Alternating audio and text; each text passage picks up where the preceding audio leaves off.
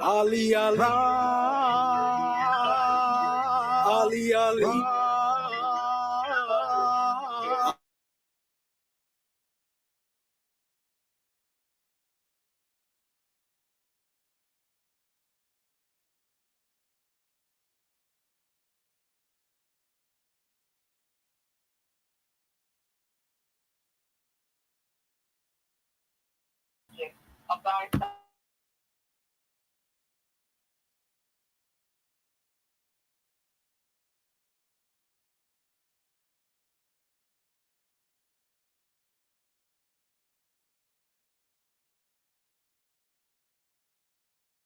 Anything in there. Here's the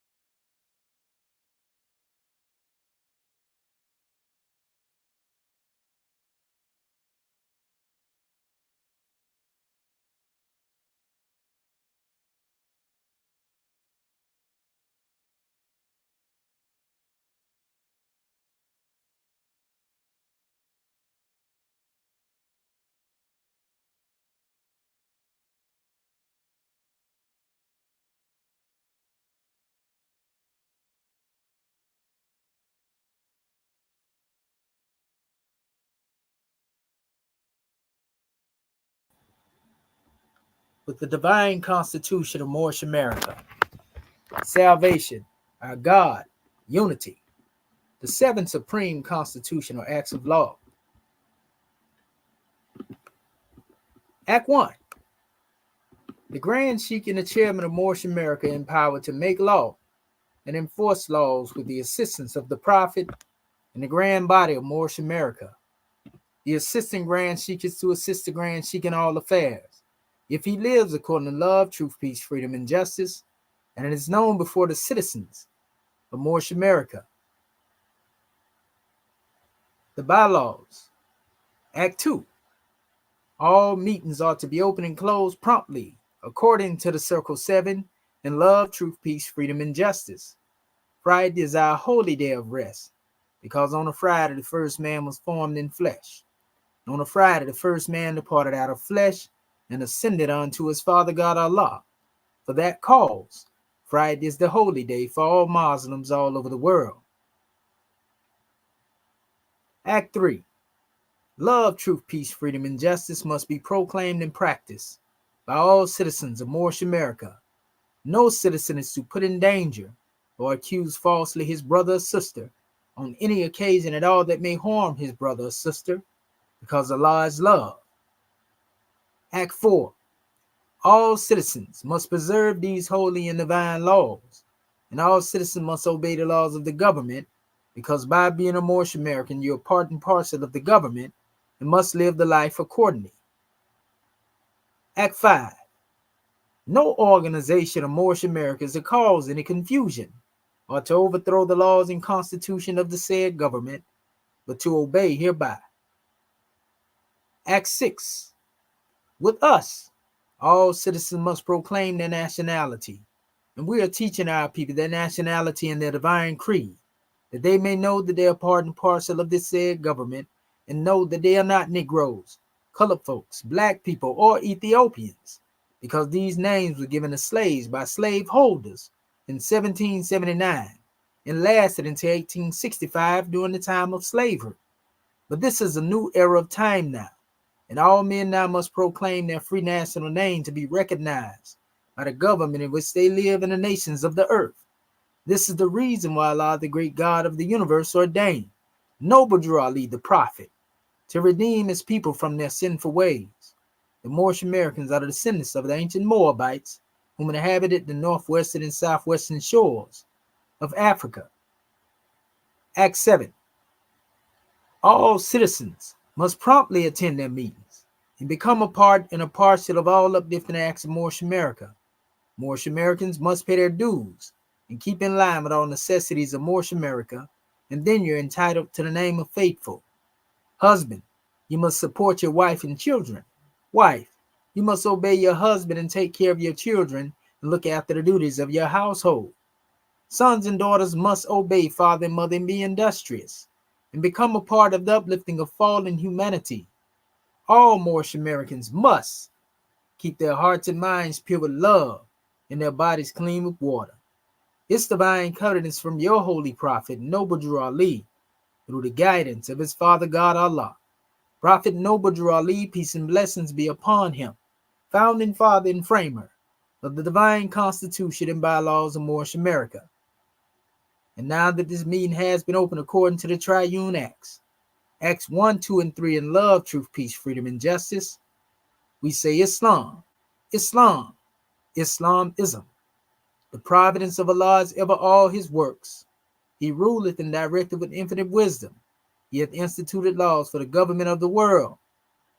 He hath wonderfully varied them in all beings, and each by his nature, conforming to his will. Shemotepu Moorish King. Peace and love. Muted. Islam. Much gratitude and honor to our National Assistant Grand Sheikh of Moorish America, Dr. Shedowa Menti El Mohamed Shepsuel, for opening our meeting according to law. This is Dr. Hatshepsut Tutankhamun Bey, National Grand Secretary of State. First of all, I want to rise, giving all praises to our Father God Allah, giving honor to our Prophet, Noble Drew Ali, the last prophet in these days and times, giving honor to our class for this evening, giving honor to each and every one of you. Chapter 58. Holy instructions from the prophet, know thyself.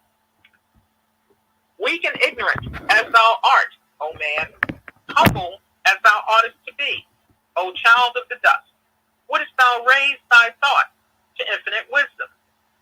Wouldst thou see omnipotence displayed before thee? Contemplate thine frame. Fearfully and wonderfully art thou made.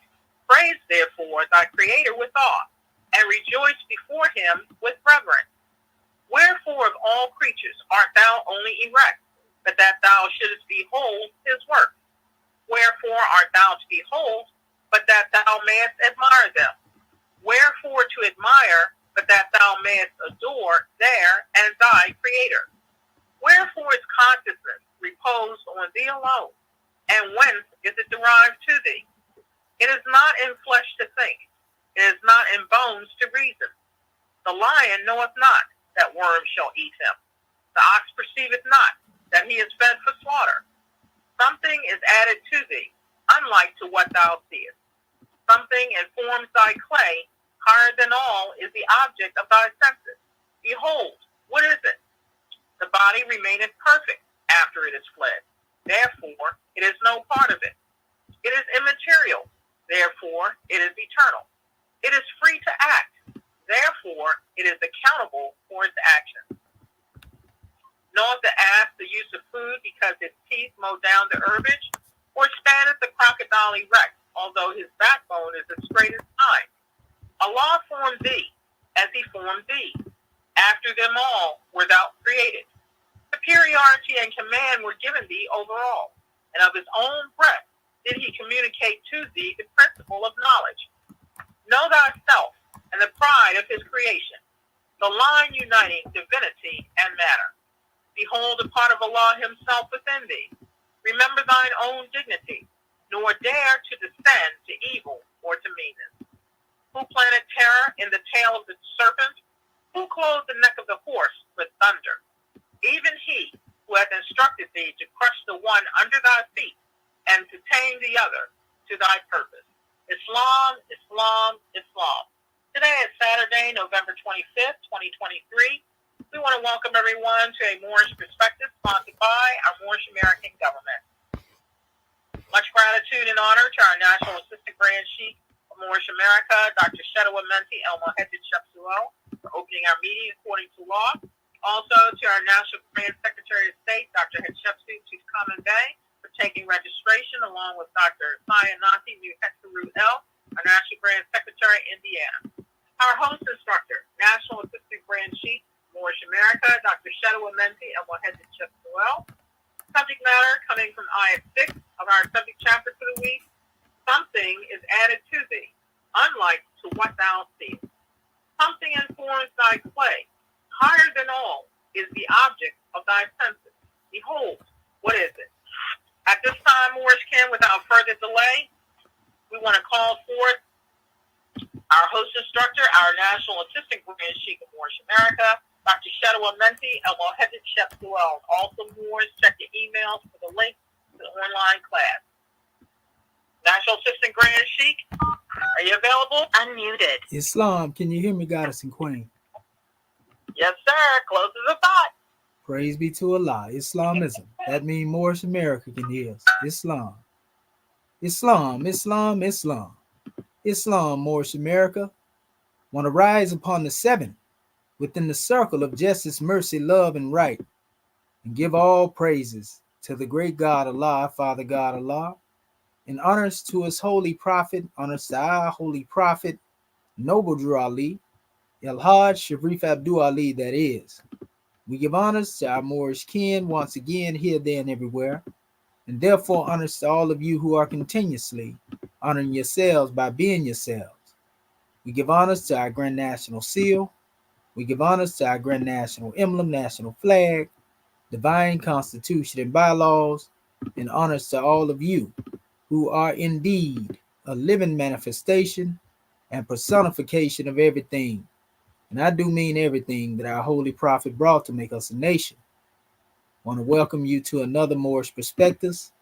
I am your host instructor, Dr. Shahid Imani Amohadi Shabazz El, and my ancient Comedian high name being the same as Dr. Shedwa Menti El Mohedded Shepsuel. And we have a grand drawing to bring on the manifest, Moorish kin, so we ask that you have your paper and your pens on handy, so that you can take notes and get a drawing, mashallah. So, we coming from our chapter, Know Thyself, drawing from that in which the prophet has given us.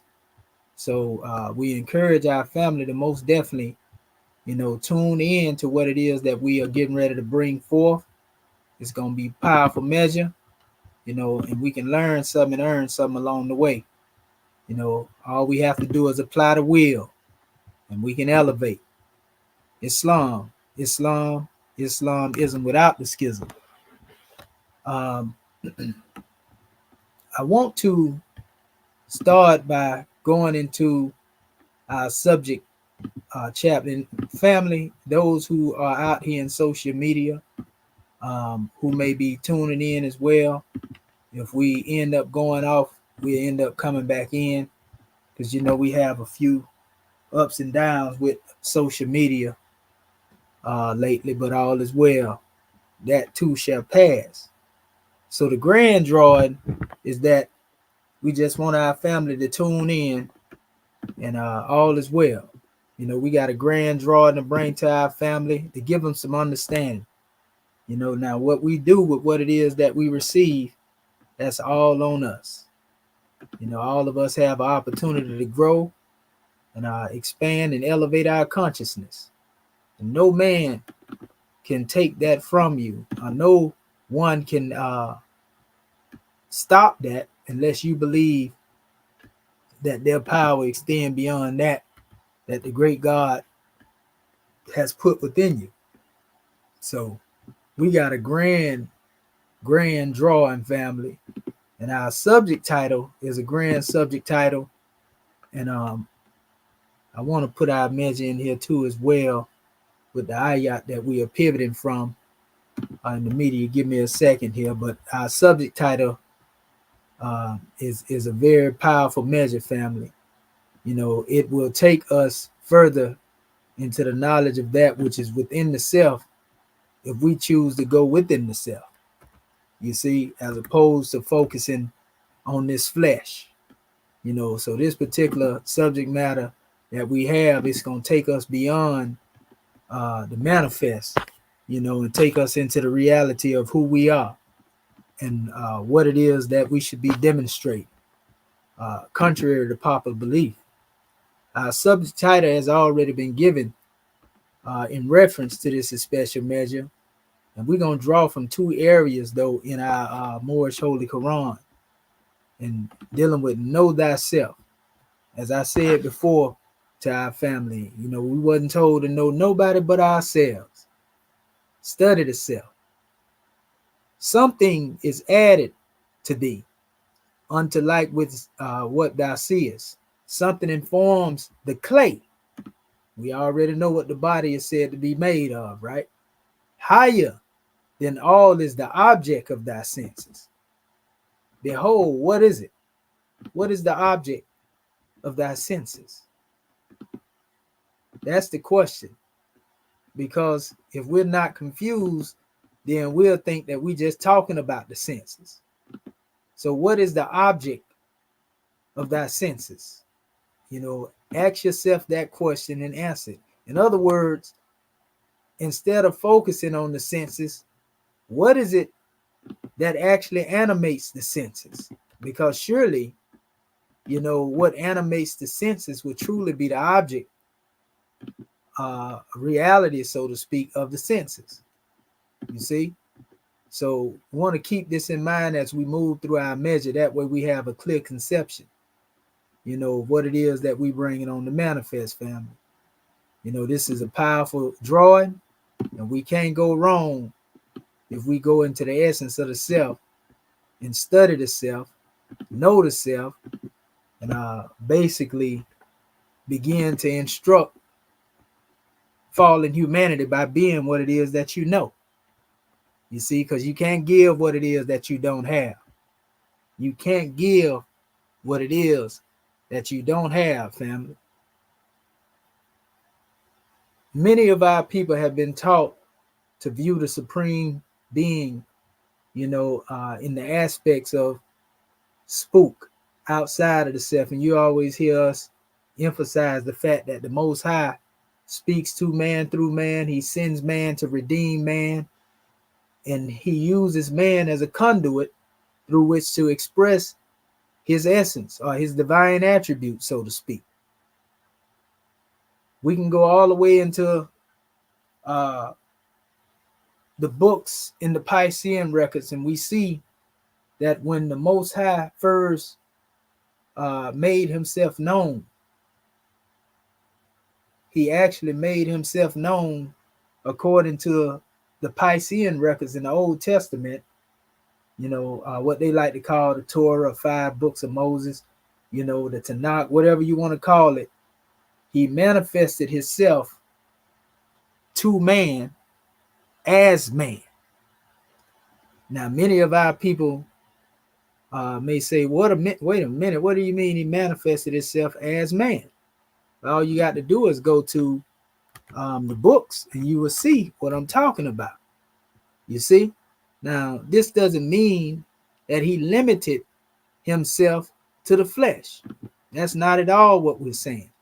But he definitely manifested himself as man to man, and in more than one spot too. You see, anytime there was a divine prophet that was working on the behalf of the Most High, he manifested himself to man, through man. Anytime an angel was sent to represent the Most High, that angel came as a man. So again, he manifested himself through man to man. And this is why we can boldly say that Allah speaks to man through man, minus doubt or contradiction. I'm going to show you a prime definition of what we're talking about right here. Want to make sure these things act right, because ain't no telling when they're going to freeze up. But like I said, y'all just be patient with me. If it does, then all is well. We'll just come back in and start from where we pick up at, pardon self. Pick up where we left off at. So let me do something. I'm going to go on ahead and start sharing this screen right here real quick. Want to give honors to our family that's here, and so that they can see. And if you look at what I have here, on the background of my display, you see it says the divine anatomy of Allah will bear witness against man. And that's arm, leg, arm, head. And I actually did a bill on this. So for those who would like to see that, when you get a chance, go back and look at that particular video.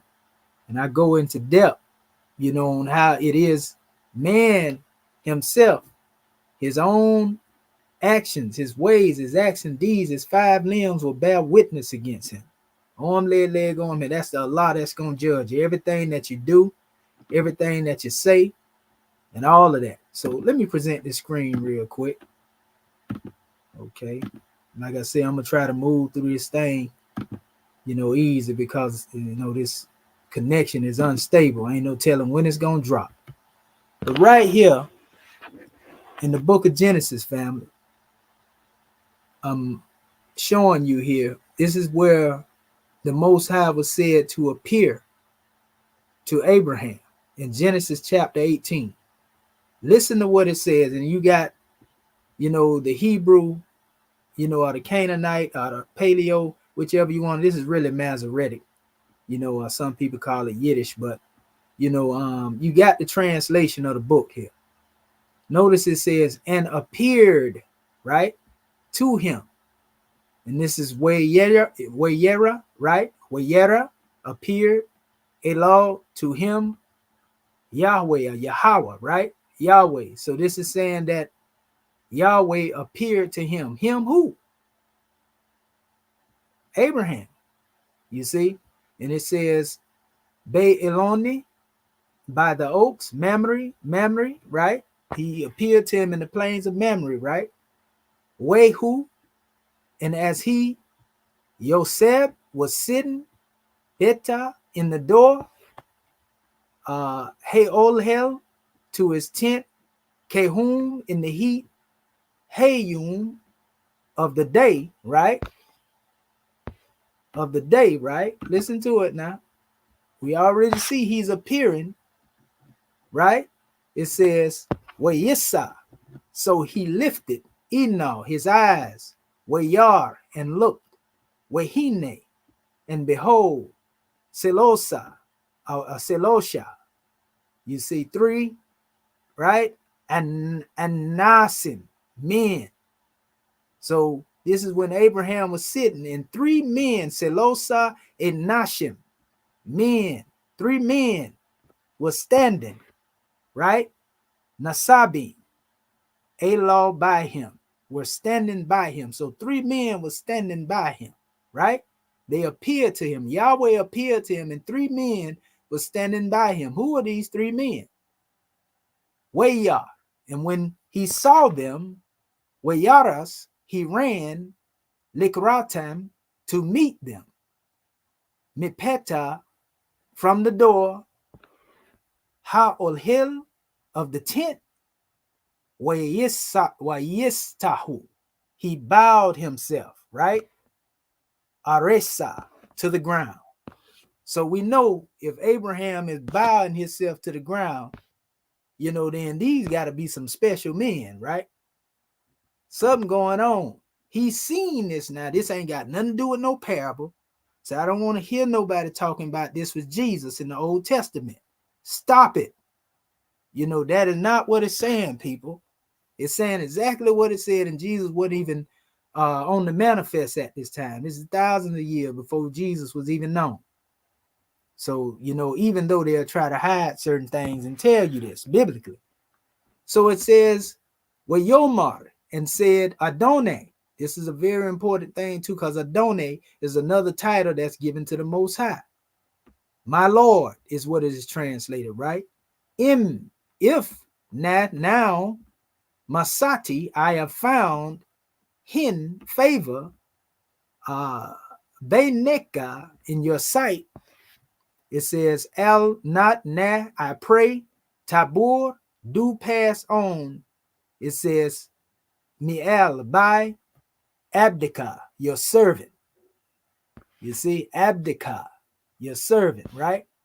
So this is Abraham speaking to these 3 men. One in specific he's speaking to, because this one is the head of all, right?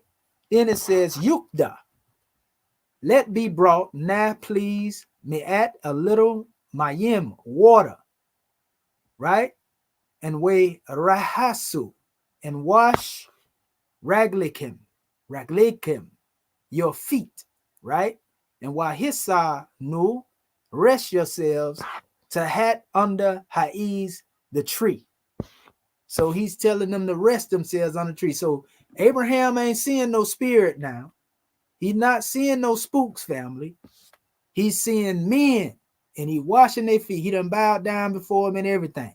Now we already see that Yahweh has appeared before him. So Yahweh must be one of these 3 men, right?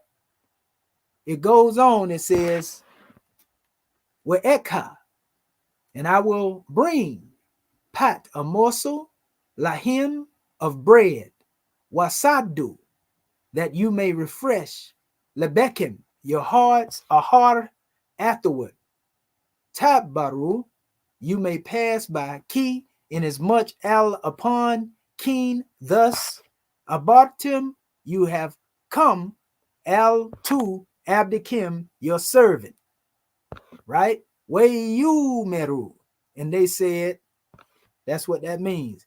Keen, yes. Tase, you may do. Kasir, as dabarta, you have said, right? This is what they saying. Now he has this permission, so to speak. So it says, we may hear, so hurried Abraham, Ha'olhila, into the tent, El to Sarah. So he heard into the tent to Sarah, his wife, way you mirror, and said, Mahara, quickly make ready. Selos, 3, Seim says, Kima, of meal. Make 3 meals. So now he's told Sarah to prepare a meal. You see, for the 3 men, one of them being Yahweh. We know who Yahweh is, or Yahweh, whichever way you want to say it. So he's not seeing a spook. He see 3 men. This is the first time in the scripture that the Most High actually manifested itself to one of his prophets. You see what I'm saying? Losi, needed. It says in Wasi, make ugot, ugoet, bread, right? Make bread. So he's feeding the Most High bread, right? You know, and it goes on, you know, it says, Wa'el, and to Habakkuk, the herd, Ras ran Abraham, Wayika. So Abraham ran and he took Ben, a son, Bakar, a calf, Rak, tender, Waktub, and good, Wayitin, and gave it El to Hanar, a young man, Waymaher, and he hastened Lasot to prepare Oto, it. So the young man, you know, basically went to prepare, you know, this is special calf, you know, so here's bread and calf. You know, some people like to call it cow, whatever you want to call it, you know. So it says also, Wayika, so he took Hema, butter, and Wehalab, and milk. So he got butter and milk and everything. Ubin and Habakar, the calf, Asir, which Asa he had prepared, Wayitin, he set it, Lipnehim, before them.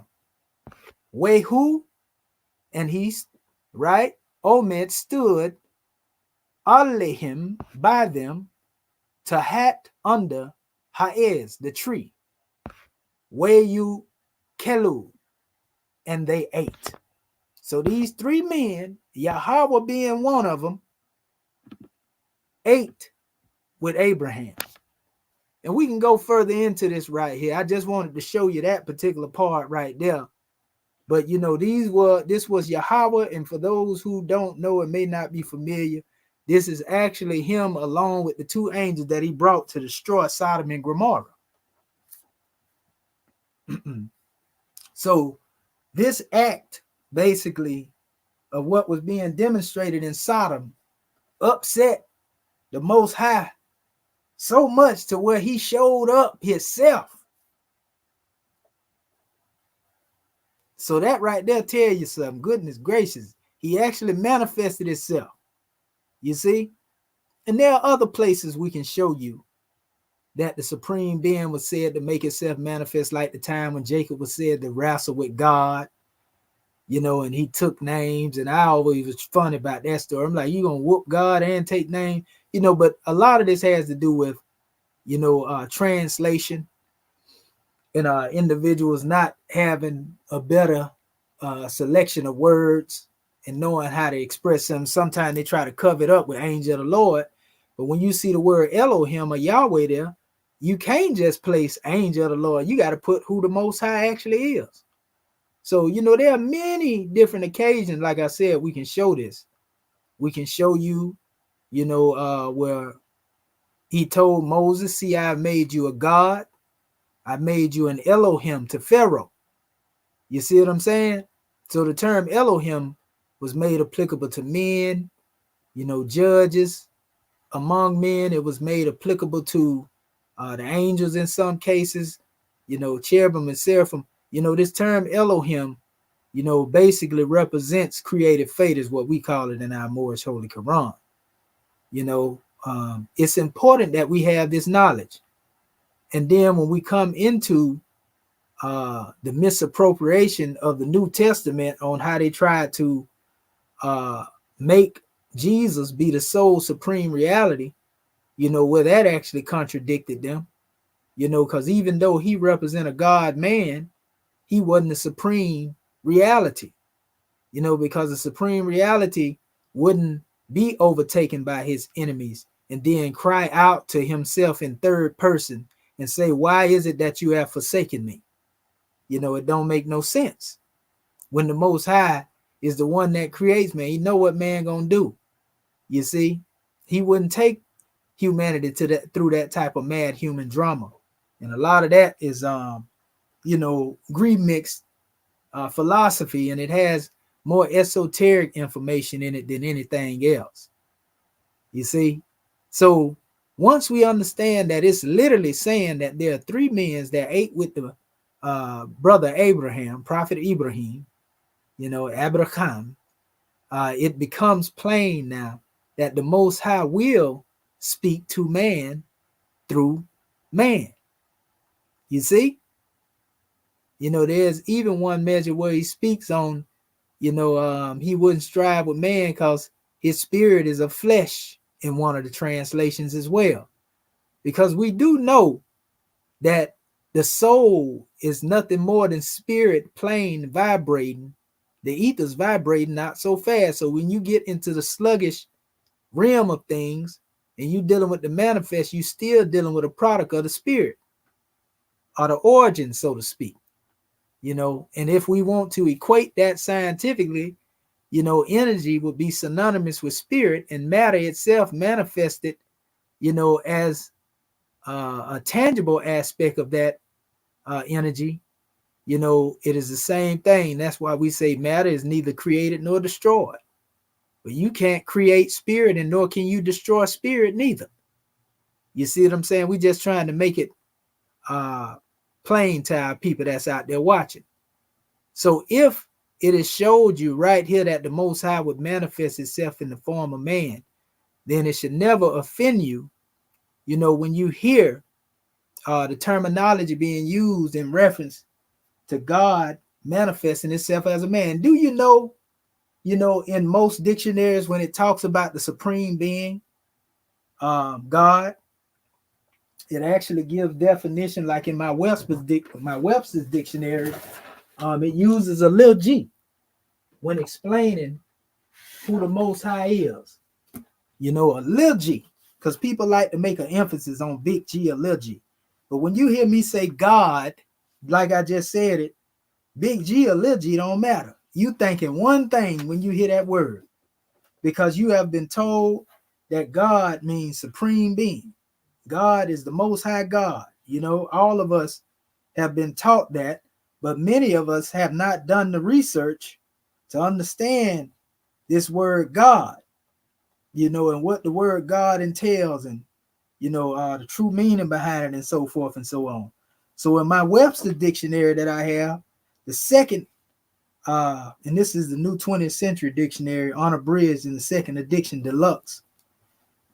Now it has little g, right? All the terms in here actually deal with little g in reference to God, except God damn.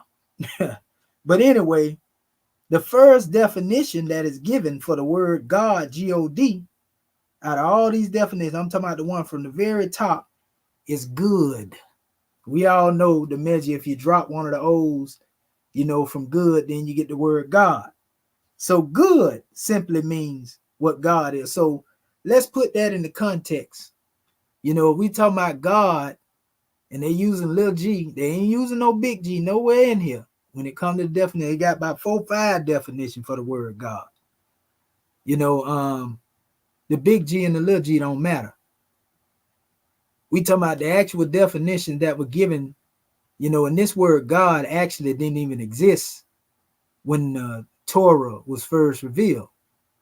In other words, this word God comes into existence, as we say it in the English language. The English language didn't exist then. That's why you take it with a grain of salt when you hear certain statements being made about there is no God and there is no, and all that type of foolishness, right? So God as good is the first definition. The next definition they give, they go into an etymological evolution from G-O-D to G-O-D-D, right? God. Then they have G-O-D, G-O-D, all of them small letter, akin to God, G-O-D. And it goes all the way, it actually means got, G-O-T, ice. So this is another word, God, G-O-D-H, good, G-U-D, God, G-O-T-H, good, and then G-O-D, God, right? So these are the words that they go through in all of the nouns they mention. And it says, 1, any various beings conceived of as supernatural, immortal, and having special powers over the lives and affairs of people and the course of nature, deity, especially a male deity. Now, that's one of the first definition they give. You see, any of the various beings, because that means any being that you can probably think of and give a name to, conceived of as supernatural, immortal, having special powers over the lives and affairs of people, the course of nature, deity, especially a male deity. This is the first definition they give to the word God. So by virtue of that, when we say God is man, we demonstrate, the forces of nature, the supernatural forces that are mentioned in Kemet that they call the Neteru, or what they call the Elohim, or what they call the Anunnaki in the Sumerian text. All of these can receive that title, God, in the definition as the way it is being given here. Even nature is referred to as God. Nature, neter, right? Deity in general. But then in the second definition, it says in monotheistic religions, the creator and ruler of the universe. Notice this is the secondary definition for this word God with the little g now. This is the definition that most people think of when it comes to the word God, but everybody, don't know that there are other definitions that have been given. So it says, regarded as eternal, infinite, all power and all knowing, supreme being, almighty, often used in exclamations as good God. And then they put big G here inside the definition. God Almighty. Then it says a person or thing. This is 3. Definition 3, a person or thing that is excessively worshipped and admired.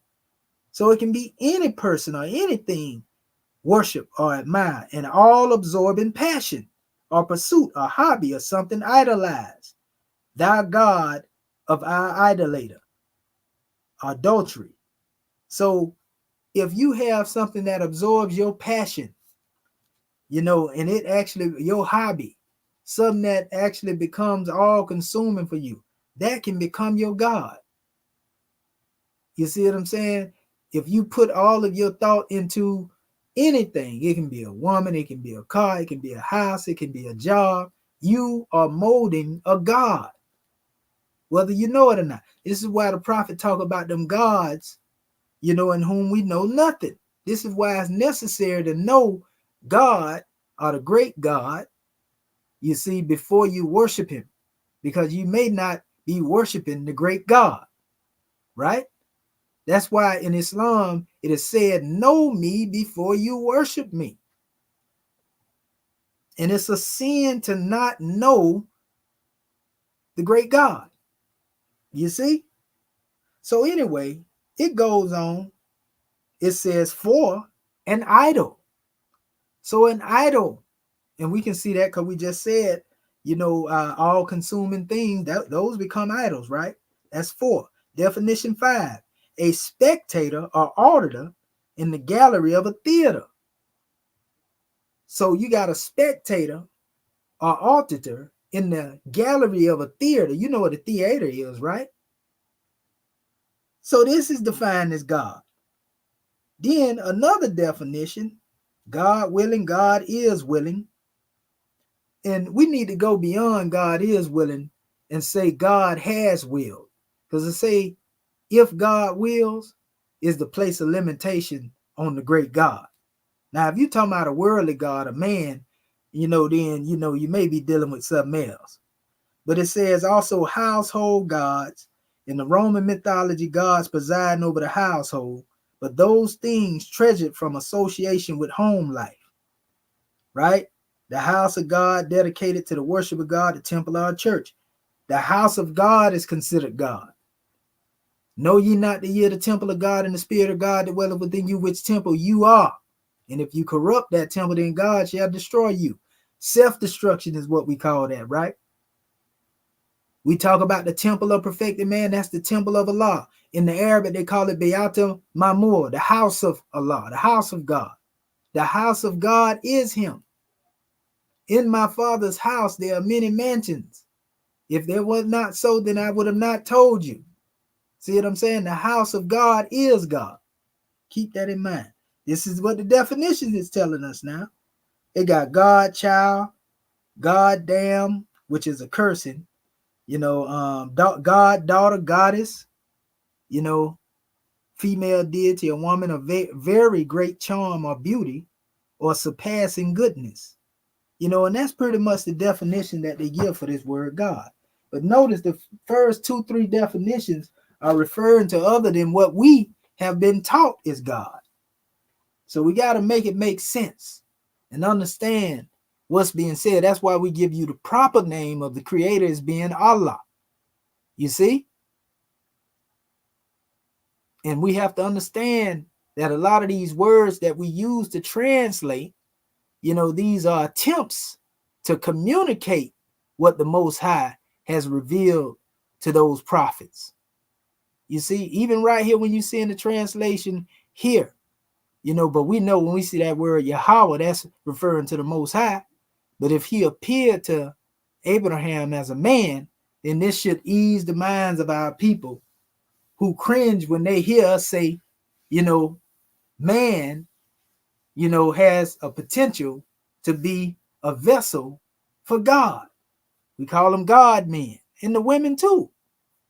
This is not just a measure with, men alone, because comedically women too were able to manifest the light of Ra. You see?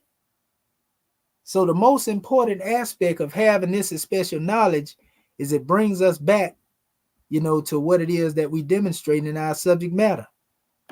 And when we go back to our subject matter, again, remember, it's laid out there. We say something is added to thee, unlike to what thou seest. Something informs the clay higher, right? Then all is the object of thy senses. Behold, what is it? So we got to emphasize on that. What is it that's added to you, unlike to what you see? We are asked the question, can we see him? No. Where's the nearest place we can meet him? In the heart. Something informs the clay. So the clay didn't just form itself. This body that we call earth, it didn't just come together itself. There was a command given in order for these things to happen, in order for animation to take place. We often say that we took part in our own creation. How is it that we can say this? Because we understand man is not the body nor the soul. We understand that spirit man was with the great God from the beginning. And we showed you in Proverbs chapter 8, the word that is used here. The word that is used is kadam. It's important that we understand that. In fact, I'm going to show that to our family so they know exactly what we're talking about when we say it. Let's see here. Let me pull it up first. We always show it to you in the pictorial expression that we have, but I'm going to show it to you in the actual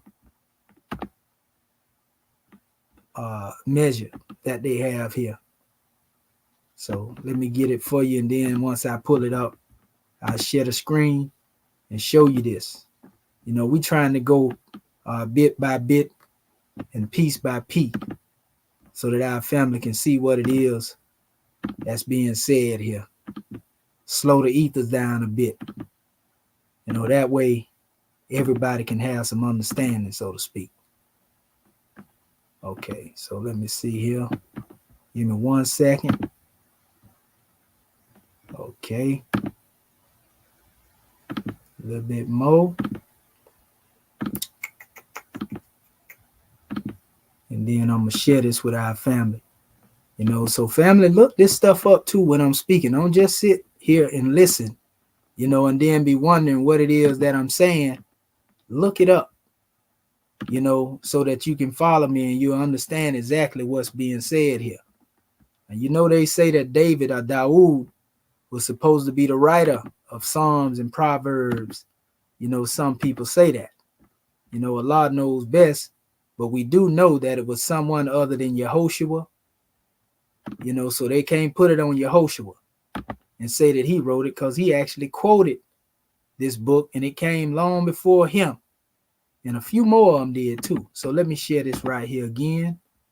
And here we are right here. We're going to start at 8:22 and listen to what it says. Notice what it says now. I normally come out of the King James Version, but, this is going word for word in the translation. So all is well. And it says Yahweh or Yahweh, as some people like to say. It states Yahweh, Kanani, right? Possess me, right? Reshit at the beginning. Reshit is a portion of Bareshit. Bareshit is what they call the book of Genesis. That's how you say it, right? So at the beginning, we see this is a part of that same root. They just didn't put the bar on the front. Reshit. So when you see that word, it means at the beginning. Darko, it says of his way, kiddim, before.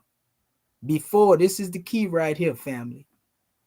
Mipala, his works. It says me'ats, from then, right? Remember that word kadem. Kadem is very important. And then it says me'ahlam, from everlasting. And it says nisakti, I have been established, meros, from the beginning, right? And here's another root to that word. This is connected. Mikadme. That word mikadme is connected to kedem. Kadme. Before there was ever Ares and earth. So this is one saying that the Most High, they was present with the Most High before the earth ever was in existence. See what I'm saying? When I say all these words are connected, and I'm showing this to the people that's on the video, they can see this. It says here, and it gives all the different words, right? Hakadim, kadim, kadima, right? Kadim, mekadim, mekadme, right? Mekedim, right? Umekedim, right? Wakedim, right? Wakedima, right? All of these words refer to from the beginning, from the earliest times of the earth, from the beginning or ever the earth, right, was established, right? Beginning in the earliest, and this don't mean whatever version you want to go through, from the Hebrew to the American Standard Version, King James International, all of them saying the same thing, before, Mikadme. So if one is saying that they have been possessed by the Most High, if they were with him from the beginning, if they were there, because it go deeper, it goes so far to say before any of the dust of the earth or the waters or the heavens was brought forth out there. So that this is referring to spirit man. This is why we say in chapter 1 that time never was when man was not. Here it is right here, family. One saying that they have been possessed from the beginning, from the works of old, family. Let's go back over here. Let's go back and finish a little bit. So now let's go to 23. 24. That's 23. And it says, before, when there were no depths, I was brought forth. You know what that means? When there were no fountains, abounding water, no depths, this means that this is the beginning of the cosmos. The one that's writing this is saying that they were there with the Creator from the time of creation. Kadam. Before time, beforehand. You see? And a lot of people don't know that this word kadam in root has to do with one that is known as Kadman.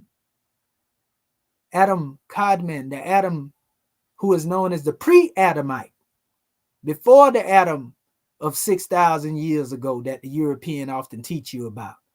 He was dealing with only the beginning of the present cycle, but Adam Kadman existed with the Creator from the very beginning. Now, people like to try to, over mystify this, and act like it's all it is just something you ain't heard before. And now you're hearing it now. It ain't nothing special outside of that. So all you got to do is do the research on this. Adam Codman mean in most cases the original man. That's what is the original man.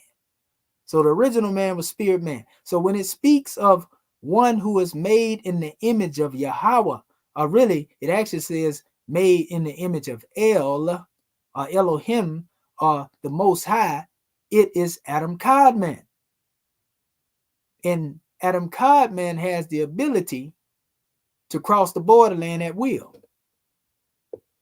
Spirit or physical plane. This is what we call flesh divine in our Moorish Holy Quran. This is what we call spirit clothed with soul made in the form of Allah in our Moorish Holy Quran, right? This is spirit man, existed always. You see? And he just came through various different stages of unfoldment. And they put diagrams out there in what they call the tree of life to try to give an example of this. Speaking of the different stages, that man come through 3 different planes, and then he manifests on the 4th plane, which is the material plane that is known as Asia, according to what they call the Zohar, the book of radiance or the book of light, you see? And so these different stages of unfoldment represent the different stages that man comes through. The first stage deal with him where he's with the creator. The next stage after that deals with, when he's in the angelic realm. And then the next come into the realm to where he's dealing with the throne, of the knowledge of the Most High, right? And then we come into the realm of what we call the manifest. And again, that's called Asia. You see, look at any tree of life and you're going to see, exactly what it mentions. And this is why we say as man unfolds, as God unfolds, because we unfolded from our spiritual self to come into the manifest. It took stages of unfoldment to come into the manifest, 3 stages to be exact. If we're dealing with these different trees, of life, so to speak, right? In the last one, when he became manifest, this is also where a lot of the negative influence become manifest. In the first 3 planes, or the very highest of them, when he was one with God, he was in the state of his original divine mother and father, which is called Ishisha. So Ish and Isha represents a spirit, spiritual mother and spiritual father. They have no gender per se, even though people put gender on them, but spirit has no gender, so to speak. A lot of time gender is applied in order to bring about understanding. So we're trying to let you know which part of you is spiritual and which part is material. In fact, for those who are listening and looking at the same time, we're going to show you. We're going to show you the concept of the tree of life. And this is symbolic. This deal with really cymatic expressions. They added Bible in there. We didn't even try to put that there. So there are many different charts that deal with this concept, family. And this same tree of life is veiled, though manifest, in the first chapter of our Moorish Holy Quran. We demonstrated in the 42 Path of Moorish Wisdom. When you go into my website, I'm trying to find that other demonstration up here. They got so many different charts. I want to go to the chart so that our people can see this. And this gives you the ability to be able to separate the higher self from the lower self. It's just symbolic to a spiritual map that shows you the difference between, again, the plane of soul, the plane of spirit, and the plane of things made manifest. And yet at the same time, you see the order of what we call cherubim, and seraphim and angels and men. So the man aspect represents the Asiatic. That's the earthbound part of you. So when we say angels, cherubim, and seraphim, we know that an angel is the thought of Allah manifested in human flesh. You see? And there are many different charts, and all of them will tell you different things, you know, based on the information. So you can study these things and learn tremendous knowledge by learning how to map your essence back to your divinity, so to speak. You know, and you just have to be knowledgeable enough to know what it is that you are studying, and that has to do with studying yourself. You know, and not just getting caught up. Ooh, I like the way that chart is. You know, because whether we know it or not, the tree continues to unfold based upon our level of consciousness. I'm trying to find one with all of them in it, but we'll do this for now. You know, so those who may be seeing, just to get them some insight. Let me see here. Trying to get a big visual here so that our family can see this here. Right here. This is what we talking about right here. So if you're looking right now in front of me, family, it's 10 spheres in here. We ain't worried about, you know, the inside of it. We just try to talk about these 4 different stages. One that is known as Azaluth. And it says fire here, right? The element of fire is mentioned at the top. It means emanation, spirit. This is where it exists with the creator, with God. And the next stage under that is air, and it's called Beria, or sometimes Bria, some people put it. That's creation in mind. So this is where the angelic portion of the spirit is tuned in. Then you have the element water, you know, because the body consists of all of these things. Remember that: earth, air, fire, water, and then the ether, which represents spiritual essence of the self, animating everything, right? Then you have water, which is Yetzirah. You know, there's a measure called the Sefer Yetzirah, the book of Yetzirah. And this is formation, emotion. This is where your soul actions come into play at. You see? And then under that, you got earth, which is Asia. And that's a manifestation of the physical actions. So you see what I'm talking about? So when the prophet talked about us being Asiatics, then you understand. So when they talk about Kaaba of Allah, you know, we know what the Kaaba is. The Ka is the spirit and the soul. You see, where's the nearest place you can meet Allah? In the heart, not the blood pumping organ, but the seat of your consciousness. And so that's all this concept of the tree of life deals with, you and yourself. And it's very relative, you know, to be mentioned, you know, and again, at each one of these levels, whether people know it or not, the tree manifests itself on all 4 planes, you know, but again, as it comes, you know, downward into manifestation, wisdom speaking from out of the highest plane of spirit life, more it becomes into the realm of what we call the sluggish, so to speak. You see? So on each level, also, they represent a man. In fact, on the points of these trees, the first one, and I just point one out right here. I got a nothing right. I could have used that one, but I want to show you because it got the numbers on it. Most of them are numbered anyway. But if you notice, if you look in here, this one represents the head of a man, you know, in the tree. The one that's at the very top, and the one at the bottom, which is 10, you know, which they call the kingdom. You know, this is the Asiatic plane. This represents the feet of man. So there are 4 different emanations of man per tree. So in other words, in the spirit plane, there's a manifestation of this tree of life with these same 10, you know, separate, or what they call 10 spheres, you know, and they often deal with being in unity with the sun and the 9 planets as they resolve the issues of man and revolve around the senses of man. But that's a whole nother measure, so we ain't going there. So spirit has to do with a spiritual man. Then when you come down, you come into, you know, again, that realm of the angelic thought, you know, which is also attached to that. So now when we come beneath that, now we deal with the soul realm. And that's the same 4 stages I just mentioned a few minutes ago. And then you come into the manifest. It's the same as saying the plane of man, the plane of angel, the plane of cherubim, the plane of seraphim. It's the same thing. What is seraphim and cherubim? Well, we know the cherubim are said to be the protectors. So you automatically have this within you, family. This is beyond the flesh. It's the man that's trying to get back through these upper stages. But this is man unfolding in different levels. Think of it like a silhouette of a transparent man as spirit.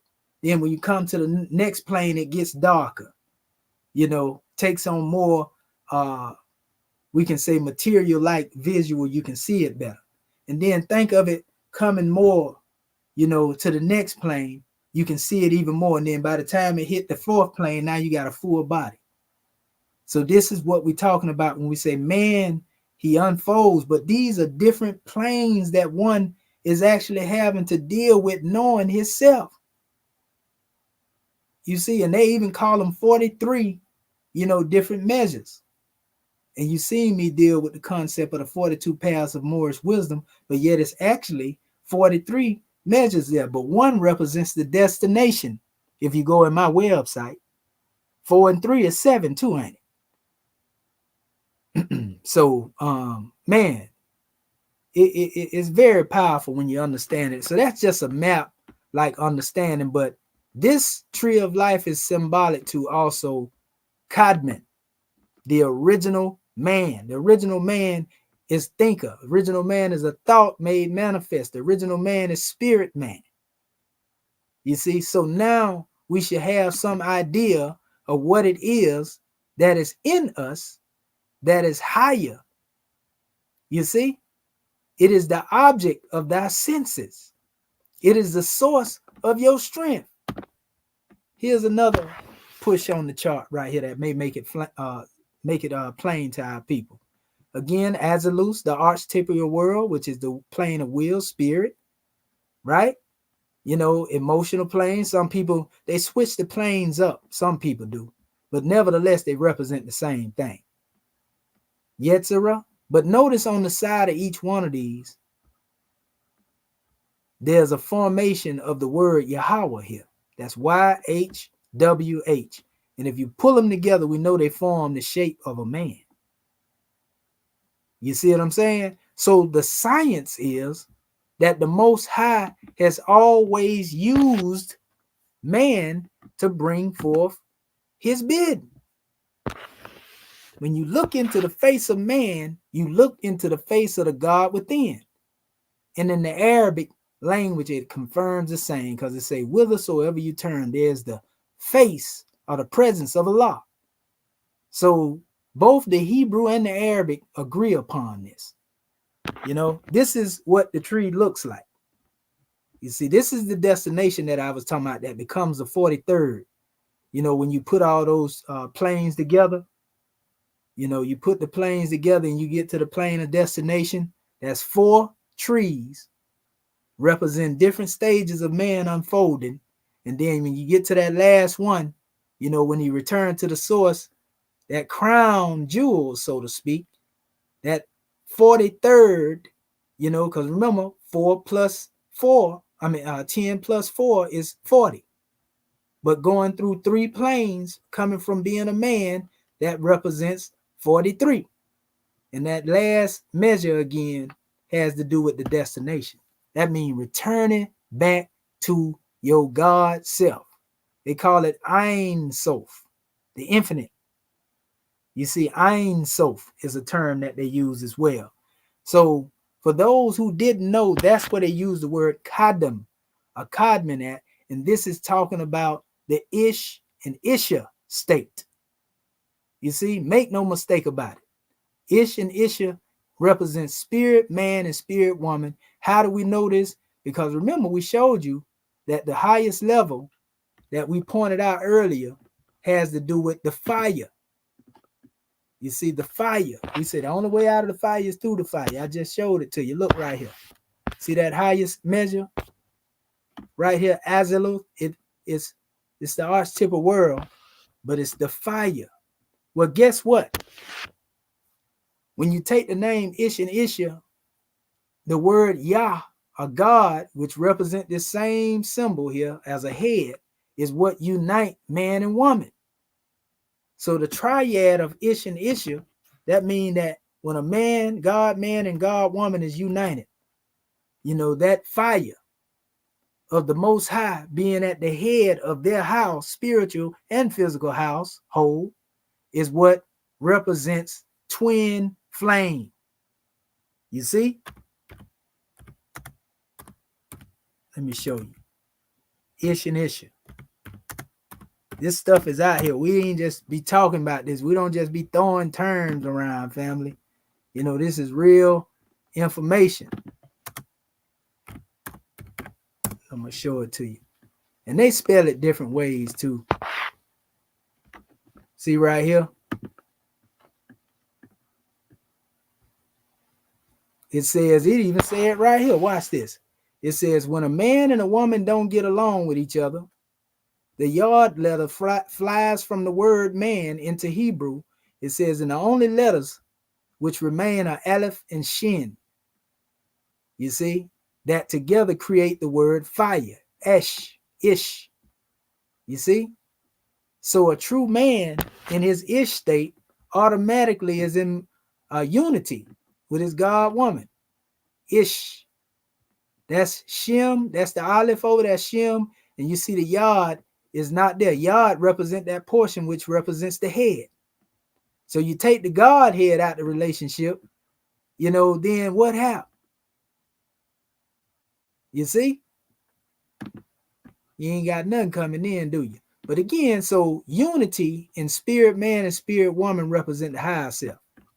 Make no mistake about it, family. Ish and Isha.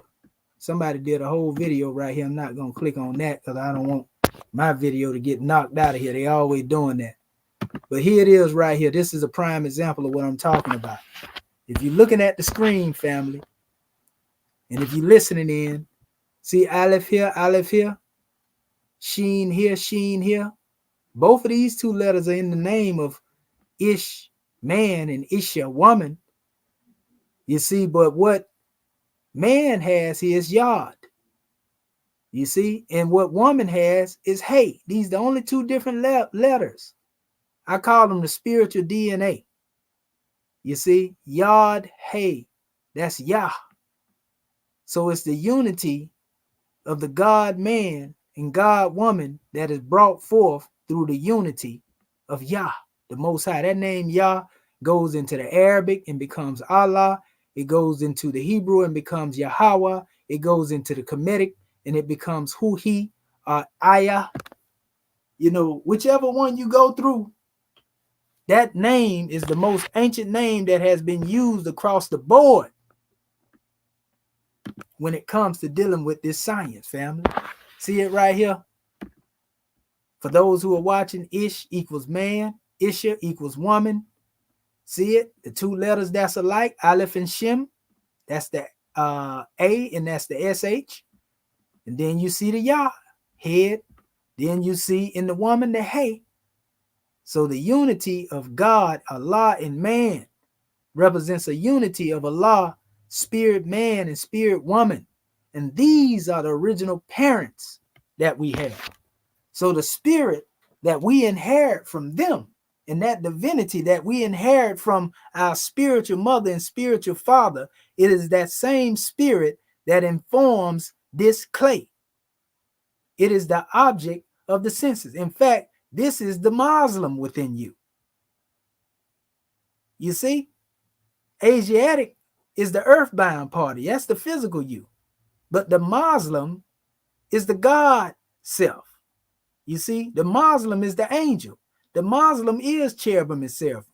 The Muslim is capable of expressing the attributes of Allah. What we talk about when we speak of Sebagat Allah. You see, the code of Allah's way of life, or what we call, the natural way of the great God Allah. They call it, Taqwim, your original mode, symmetry, or constitution of being upright. You see? So make no mistake about it. That's why it says wisdom speaks from out of the highest plane. Ain't no wisdom coming from beneath your feet. we like to step in things that we ain't got no business of, and I ain't gonna go with there. I don't want to be too graphic, but wisdom speak from out of the highest plane of spirit life. You see? And it is that sacred fire which represents wisdom that consumes all falsehood when it's burning. If you ever notice symbolically, if you ever seen different levels of a flame, right? And I talk about this all the time. I'm going to try to see if I can find one right here. I'm going to pull up a flame GIF, a jiffy. Let's see. Let me be careful because I don't want nothing locking up on me here. Let's see. And see if it pulls something up. I want y'all to be able to see it. There we go, right there. Now, anybody knows if you ever played with a lighter, you see this flame right here. And those of you that don't see it, visualize it in your mind if you hear me. You see it's levels to this flame. The colors change at each level. But really there are 3 different levels to the flame. There are those that you can see in the different colors of the orange, but then when you go above that, if you were to put your hand at the height of the flame that's burning, that's where it's the hottest at, and you can't even see that. Try it one day with a lighter. Hold your hand up, as high as you can and not so far away, and watch the heat, because it's the spirit of the fire that burn you. You understand? And you can see it visually when you light the flame. You can actually see it too if you're riding in the road. You can see the heat vibrating at a distance if that road hot enough, and you can literally see the waves vibrating. You know what I'm talking about, those of y'all that done traveled and it's hot as I don't know what out there. And that is the hottest portion of the measure, because that is the spirit of the heat. You understand where I'm coming from? Like when we feel the heat from the sun, we feeling, a spirit of the heat coming from the sun. You got me? The same thing when you deal with coolness or winter. You see what I'm saying? You don't have to touch a block of ice, that's frozen, or the ground that become frozen, or whatever the case may be. You can feel the spirit of winter. Literally, these represent spirits, family. Make no mistake about it. So once you understand that if this body cannot be sustained alone by elements of the body, then it must be something greater than the body that causes the body to thrive. And once the body is fled by it, then the body is no longer, animate. It's inanimate. And we often call this the breath, right? We can call it the flame of life if we want to call it that. So now let me go, since I've been speaking on this, and I actually have a couple of different definitions here, because they use 3 different words, in the Hebrew, for the word spirit, and they use one in the Greek, as they like to call it. One is called og, and this is 178. I'm going to see if I can pull that up real quick. I don't want to lose this definition right here, though. I thought I had already pulled this up. So let me see. I'm going to see, can I pull this up real quick?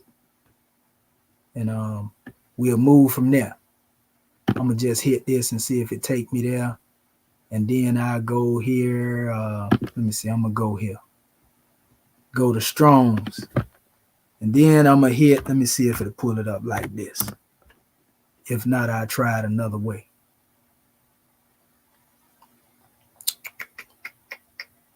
Nope, they didn't pull it up that way. Let's see, it may pull it up this way though.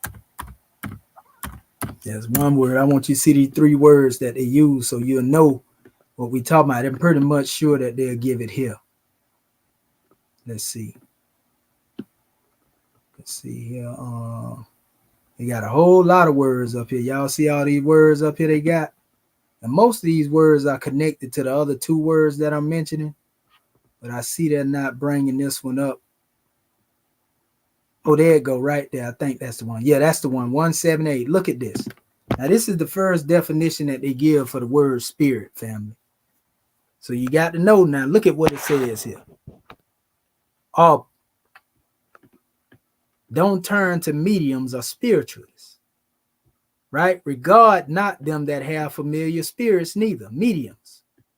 I had somebody contact me a couple of times talking about they want to read for me. I told them I don't need you to read nothing for me. I got my own library, archives, and wisdom. You know, I already know what my work is called to do. I don't need you to read. Most of them trying to scam me. So anyway, if you come here, Obi, it means made from animal skin, a necromancer. Now, y'all already know what necromancer and mediums and all that deal with. You know, I already know that's craft. So you got to be careful, family, when you go to talk about, you know, spirit. It's letting you know that this stuff exists. But don't turn to it. See what it says? Mediums, spirit of wineskin. You know how we talk about that old wineskin and new wineskin? You know, a lot of that can be placed there, but this is talking about spirit. And this is the first in the line of the definition that's given in Strong's. Now let's go to the next word that's used here. You know, that's the less uncommon that people don't know about. The next word they actually use here, they ain't using them in order right here. They use this word actually. Neshama. Neshama. You see? And this is where, if you see it, into his nostrils, the breath of life, they showing you that when they speak of that, the breath of life being breathed forth, this is the first time, you know, that they use the word neshama. But neshama is not the first word that was used for spirit in the book of Genesis. I'm going to show you the word that was used in the book of Genesis. This is in the book of Genesis too. This is neshama. Into his nostrils, he breathed the breath of life, right? And this is when man became a living soul, the breath of the spirit. They use a whole bunch of definition based on what it is that you're looking at. Look, it says translation, blast, breath, breeze, life, persons alive, spirit who breathe it. You see? Right here. You see? Genesis 2, verse 7. Make no mistake about it. The spirit of man is a lamp of. So your spirit is your lamp, your fire, your light. That's why in the Quran it speaks on Allah as the light of the heavens and the earth. Remember, the heavens represent the mind. The earth represents the earthbound body. So if Allah is the lights of the heavens and the earth, he is the light of your mind and your earthbound body. So if you move according to divine holy breath, you know, then you are guided aright. But if you move according to the plane of things made manifest, then you have no light. You groping about in darkness, stumbling about into every conflict of interest that you don't even know is waiting for you. You see? So, notice it's using the word nesham. Nesham also means a puff, wind, angry, or vital breath, divine inspiration, intellect, or concretely an animal blast, that breath, inspiration, soul, spirit. So it's connecting soul and spirit together. Remember, we are told in our Moorish Holy Quran, you know, that the soul, you know, is nothing more than spirit vibrating not so fast. So at a rapid rate of unfoldment, when you're at your heights, you know, of moving beyond time, so to speak, we talking about beyond what they call light speed. When you moving in spirit time, God speed, you beyond, you know, 187,000 miles per second. You moving way faster than that. You see what I'm saying? So this is one definition. Remember, that's given in Genesis chapter 2, verse 7. This is what will breathe in the man. But that's not the first time that spirit was mentioned. It's just the first time it was mentioned as neshama. So now let's go to the other word. The first time spirit was actually mentioned. The first time spirit was actually mentioned, it was used in this form. Ruach. The word ruach in the Hebrew is synonymous with the word ruh in Arabic. You see? So it speaks of when it says in Genesis 1:2, and of the deep, and the spirit of God moved upon the face of the waters. So this is the time in which man, spirit man, was present with the creator before time, Kadam. And that word Kadam also in Arabic means the same thing, the first, from the beginning. You know, it also means indigenous, if you want to get into the manifest things, you know, or what some people like to call aboriginal. It even used that term if you go deep into it. So this word Rook simply means breath, wind, and spirit in its basic definition. You go deeper into it, though, you find that Rook also means air. It means anger. It means blast. It means breath. It means breathless, cool, courage, despondency, exposed, grief, heart, inspired, mind, motives, points, quick temper. So we can see all of these things here are spirits that are given life through that same spirit. So in your spirit, you have the ability to even vibrate in your highest state of purity, or you have the ability to vibrate in the lowest state of, you know, being full of temper and wrath and so forth and so on. When the Most High exercises his wrath, he's still exercising holy breath, but he exercising a chastisement. In most cases, he ain't doing it in no spooky way. He might bring it through conditions that come through other men. It may be the Roman hitting you upside your head, you know, because you chose to break, you know, divine law. Not man law. Don't even worry about man law. And we ain't justifying Rome hitting you upside the head. I'm just saying. It's all based upon on how you tuned in to your divinity. It can be a woman scorned, or it can be an aggressive man, sisters. You know, all of this represent different expressions based upon what we tap into as a regards to dealing with the frequency that we on. You know what I mean? So the breath can either be the breath of death that you're dealing with, or you can deal with the breath of life. And you have the ability to choose. Life and death is even in the power of the tongue too.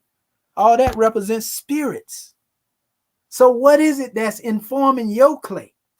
Is it the breath of life being breathed upon the ethers of your consciousness? Or is it the breath of death being breathed upon the ethers of your consciousness? You can tell by the fruit that you demonstrate and the way that you act. You know, you can look at somebody and tell if they full of hell. And you can look at somebody and tell if they got a heavenly state of consciousness too. I'm talking about by certain actions that they demonstrate. You see, now you got some people can be deceptive and try to fake it too. You know, so that's a different measure. We are simply talking about the authentic behaviors of a people manifest, you know, what spirit they're being dictated by, what they're being guided by. We can tell by a nation. If you ever look at the way that Romans demonstrate in their cinema, for example, over here, do you notice over here in the West, they always demonstrating blood and gore, sex, money, and murder, you know, and things like demonic possession. That's what the theaters thrive on, that there, war, love, and war, right here in America. Now, if you look at most of the Asiatic culture, man, you would think you see heaven on earth sometime in them Chinese movies. They be running across the air on rose petals. But that goes to show, you know, where their mindset is. And you can also see it in the civilization that they develop. You know, because of the elaborate thoughts. When the mind is left unhindered and you can think on the level of dealing with elaborate thoughts, you can create and manifest whatever it is you want to do. But if your mind is bound down by love and war and sex, money, murder, and, you know, demonic possession, then that's the vibration and the frequency that you own. So who you think gonna be informing your clay? It can deal with necromancy too. Somebody can be controlling your flesh if you ain't careful. You know, stirring up unfamiliar spirits. Gods in whom you know nothing. You see? You can only be reached if you own that frequency. But when you stay 963 hertz above the nonsense, when you stay on the God frequency, you can't be touched. The vibration is too high. It can't be penetrated. You see what I'm saying? But this is real. So anybody running around here telling you that enemies ain't real and energies ain't real, please don't take heed to them. The key is knowing yourself. And this is where you come up with your protection, your scimitar of consciousness by which you are able to cut through the ethers, you see, and go to war with the lower self, go to battle, with those forces, seeking to devour you. That's the purpose of dealing with the scimitar. So 3 levels that are mentioned here, that I just mentioned, dealing with the Ob, the wineskin, the necromancer, the medium, manifest plane. Then you have Rourke, and Neshama. These are the 3 words that they use. They also say Nefesh in some cases, even though they didn't use the word Nefesh here. Sometimes Nefesh is used, but Nefesh is often used for soul. But soul and spirit is often used interchangeable because there's a relation there. Nefesh in Hebrew corresponds with the Arabic word nafs. Nefesh, nafs. P is interchangeable with the letter F. And fusihum. You see? So, understanding that, family, once you understand it, you know how you made. You know who made you and you know how you made. You see? So let me go here real quick and we're going to open up the floor. I want y'all to check this out real quick here. I want to see if I can get this we'll just touch on a few right here. And this is the definition, and I really want to go to the other definition of the word first before I go to that one. So let me see, can I get this up here? I just duplicate this. That way I ain't trying to open up or nothing, try to trick my little computer real quick. And then I'm going to go to the word ruh here in the Arabic. Already there from the last time. So now I'm going to go and try to find this. Here we go. Okay, that's the same one I have. I don't want to go there yet. I'm going to go there in a minute. Let's see. Okay, we close to it right here. Let's go on. And y'all hear me get this definition of ruh and raha all the time. So, come on. Don't y'all do that. Don't you go to playing with me. Wrong. This is the last little bit I got to give right here. Stop acting crazy. Okay. I think it's a little further up. Let me do it easy so it don't they did it here. Okay, here we go here. So let me see. Okay, that's it there. Not there. Not there. Okay. And there are many different measures. If y'all ever heard Yehoshua say in the Piscean records, if he don't leave, the spirit of truth can't come. There's a reason why he said that. So here's the root word for spirit. It's raha. And it says to go or do a thing at evening, right? That's the first definition. Then it says win, power, dominance, conquest, predominance, strength, victory, good, a pure thing, right? Then it says mercy, aid against the enemy. So the spirit that you have been given, through that you have been armed with resolution. Remember, the spirit represents the consciousness. That's the aid against the enemy within and enemies outside of the self. Because if you can defeat the enemy within, you ain't got to worry about nobody outside of you. You see, when it is used in the singular number, it generally signifies divine punishment. You see, so you got to punish that lower self. It says, but when it is used in the plural number, it gives and signifies divine blessing.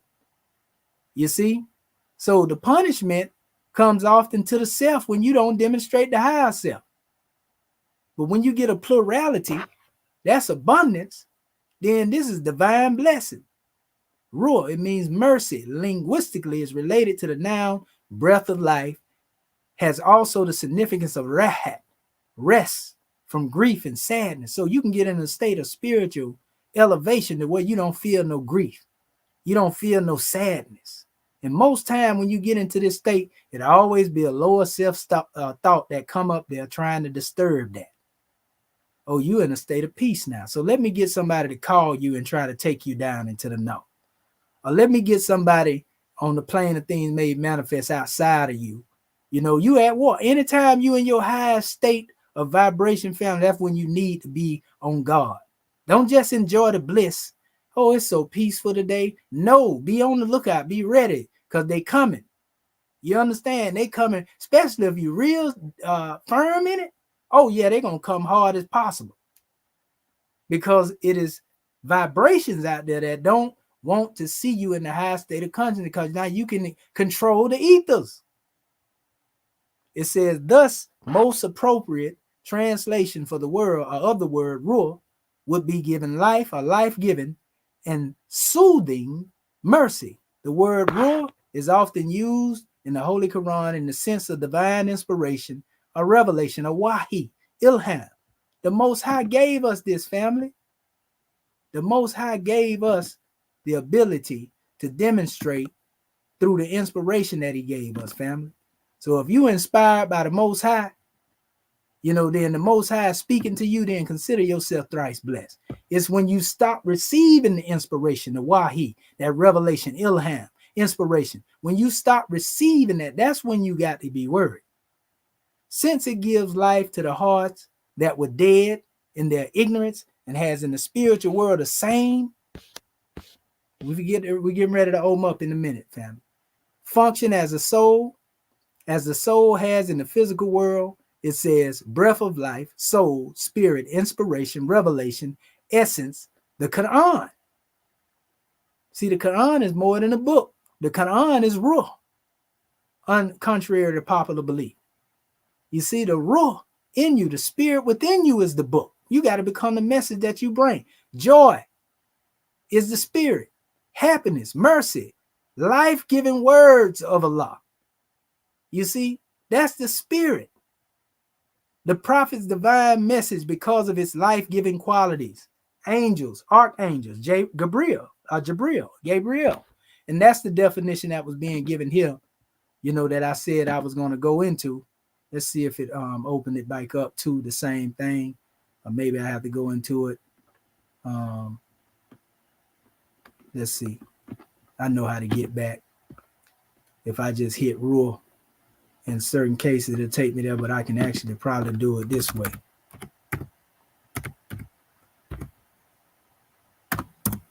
Let's see if it go here.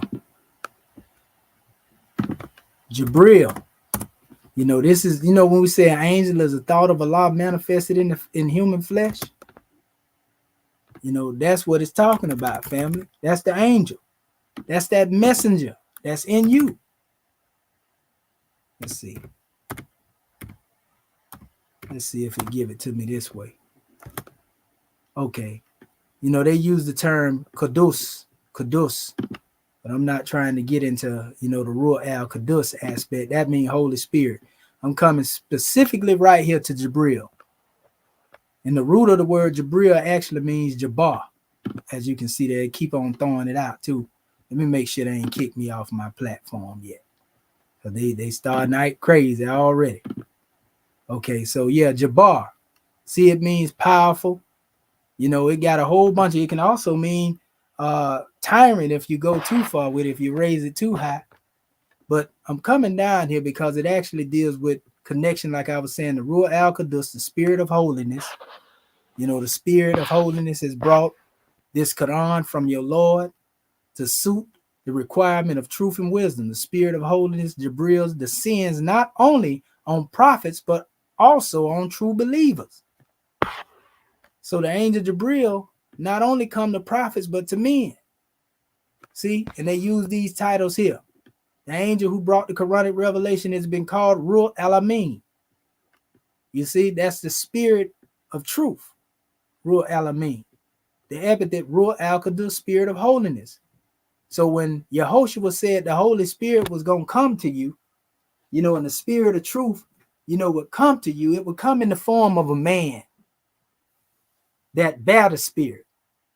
You see, not only would it represent the one who was coming behind Yehoshua, but it will be the same thing when it comes to those who come behind the prophets.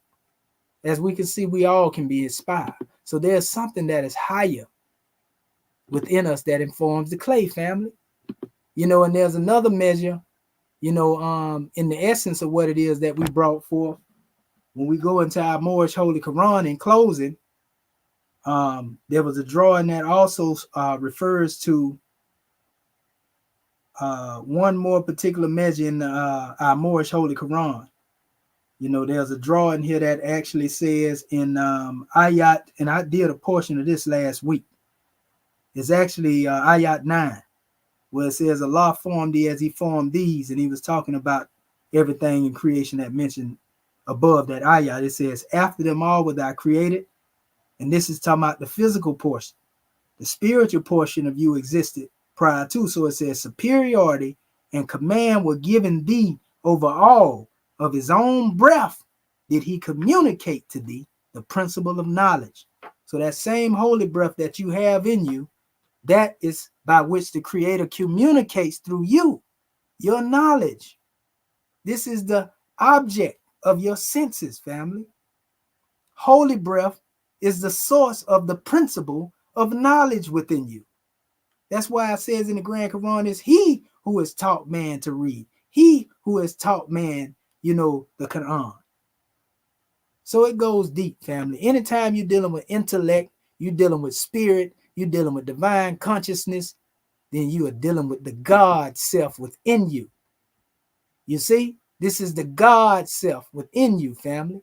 Want to give honors to our family. Gratitude, Brother Born Dog.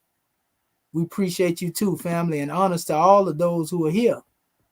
So at this time, what I want to do is open up the floor to my family, and we'll open up a little bit more on the minutes that we cut into it so that we can hear all it is that our family bring forth. We just want to bring you the reality of the divinity within you. So at this time, *6 your family, *6 your phone, family, and give your measure. Islam.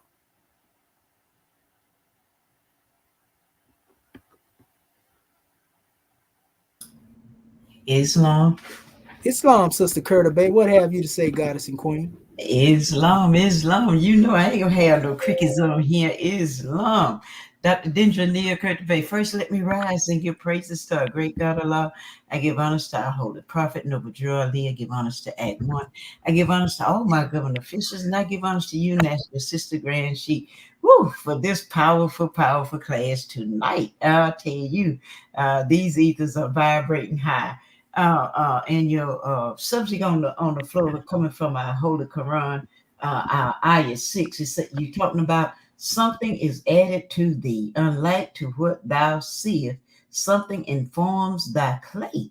Higher than all is the object of thy senses. Behold, what is it? And like you were saying, I loved it when you was talking about the breath of life, and you talked about what spirit we being guided by. You talked about the spirit of life, and you talked about the spirit of death, and you said, which one are you being guided by? And that lets me know that the spirit, that part of me that's just like the great God Allah, that's what we have, that the rest of the creation don't have. We have a part of him. We come from the seed of the great God Allah, and we always ask the question, who made you? And if the great God Allah made you, then you can't help but have a part of him in you. So that's the part in us that we have, and that's what guides us. Like you say, that's what causes us to do the things we do, and especially in that higher state. And when you was talking about Ish and Isha too, I loved it when you took, because when I was studying about Ish and Isha and being in that higher state, when you talked about having the vibrations above that up to the highest level, and you talked about how when I was doing my study about Isha, I realized too that they when they was in that highest state before they even start had them lower thoughts and start vibrating lower, only thing they knew was love and truth. And what is love? Allah. What is truth? The great God Allah. That's all they knew. That's all they knew about. And I tell you, God, man, this is such a powerful class. I'm just sitting back, just enjoying my little self and just learning and growing and unfolding and all of these wonderful teachings. I tell you, these classes are powerful. And gratitude for letting me share, because I know I'm always kid is biting at the bit to get in here. Islam, gratitude for letting me share. Peace and love. Islam, Sister Curta Bay, before you go, now, can you see how when we talk about that divine anatomy of Allah, and how we say that our 5 limbs will bear witness against us? Oh yeah. Oh, when you say that, oh man, I'm about to jump out the chair. Islam, yes sir, yes sir. I can see that. I understand that when you brought that and you just broke that down. And I definitely got to go back and listen to the playback because you brought out so many wonderful keys. Yes sir, I can see it. I can see it when you said that. That was one of the powerful things too. It was just so many. I didn't write that one down. Islam. And who was that Abraham was eating with again? Allah manifest as a man. All right, Islam. I just wanted to make sure that I read it right. Yeah, oh yeah, you read it right. I read it too. Islam, peace and love. Islamism without the schism. Islam is without the schism. Gratitude, God, man. Peace and love. Peace and love. Islam. Well, all right. Is there any other more who would like to come forth and give their message since Sister Curta Bay done open up the door? Islam, Brother Marvin Edwards Bay. Gratitude. Background. Just flying over. This is Dr. Marvin Edwards Bay. Something known as the Texas Conference. Giving all praise to the great God, giving highest money to his prophet, our prophet, Prophet Noble Ali, El Hajj Abdul Ali. Give high honor to our democratic government, our more give high honor to our eighth wife. Give high honor to all of our people. Give high honor to this class, Morris Protection class. As well as I give honor to you, National Assistant Grand Chief Dr. City and India More as well for hosting and instructing the most powerful Morris Protection class. I give honor to all those that aided in bringing forth this class tonight. Give honor to our National Assistant Grand Chief for opening something according to law, as well as our National Grand Secretary, I believe. I know she mentioned at the time, I don't know what should be a kind of out of place. Anyway, I give honor to all those that aided in bringing forth this class this evening. Give honor to everything that is Morris. Our flag, our seal, our emblem, our divine constitution, our holy Quran, our book of Ali, our 101, 102, our human nomination. All about divine revelation, I give honor. Give honor to the forerunner of our prophet, Dr. Marcus, and his L. As well as I give honor to the ancestors and shoulders we take upon. We are the return of the ancient ones. And I give honor to those that gave their mercy before me. Those that will give their mercy after me. Very powerful class.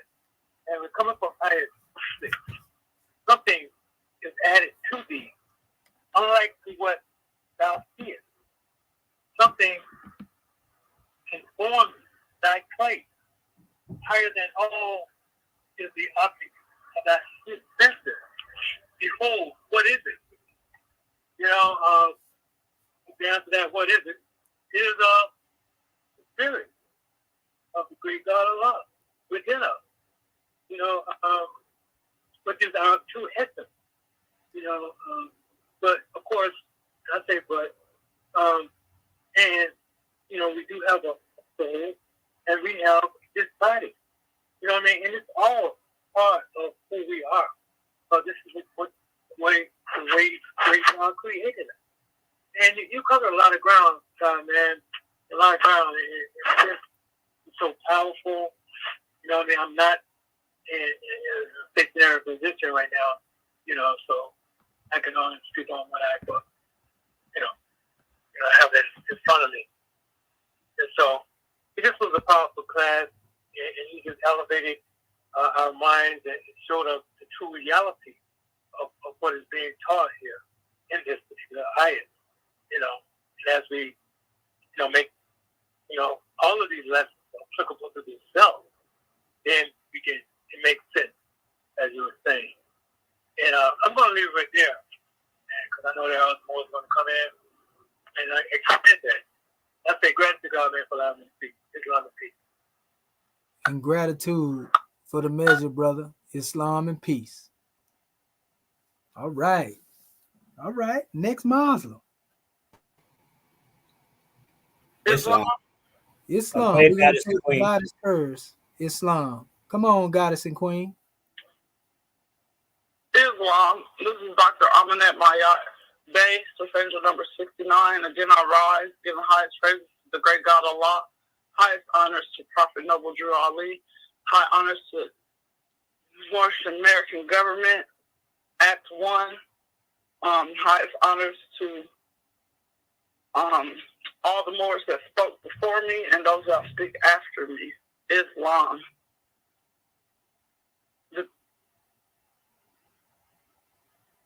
I'm just blessed. I feel that I'm very humbled and honored to just have the messages or the lessons that were given to me by Prophet Noble Drew Ali.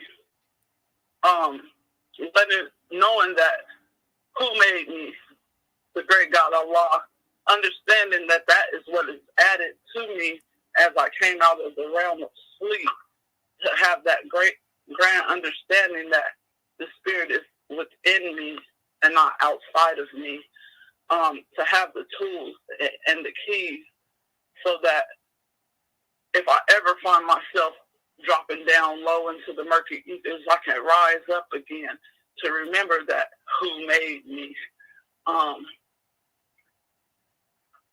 Ayah 6 is very powerful, because it gives you that understanding that you're not the body, you're not the soul or its actions, but you are the spirit. And that was added to each and every one of us. And that each and every one of us on this call are messengers to carry out to our people, to be the message that we bring, to uplift all of humanity, and to build nationhood amongst us all. Islam, and gratitude for allowing me to speak.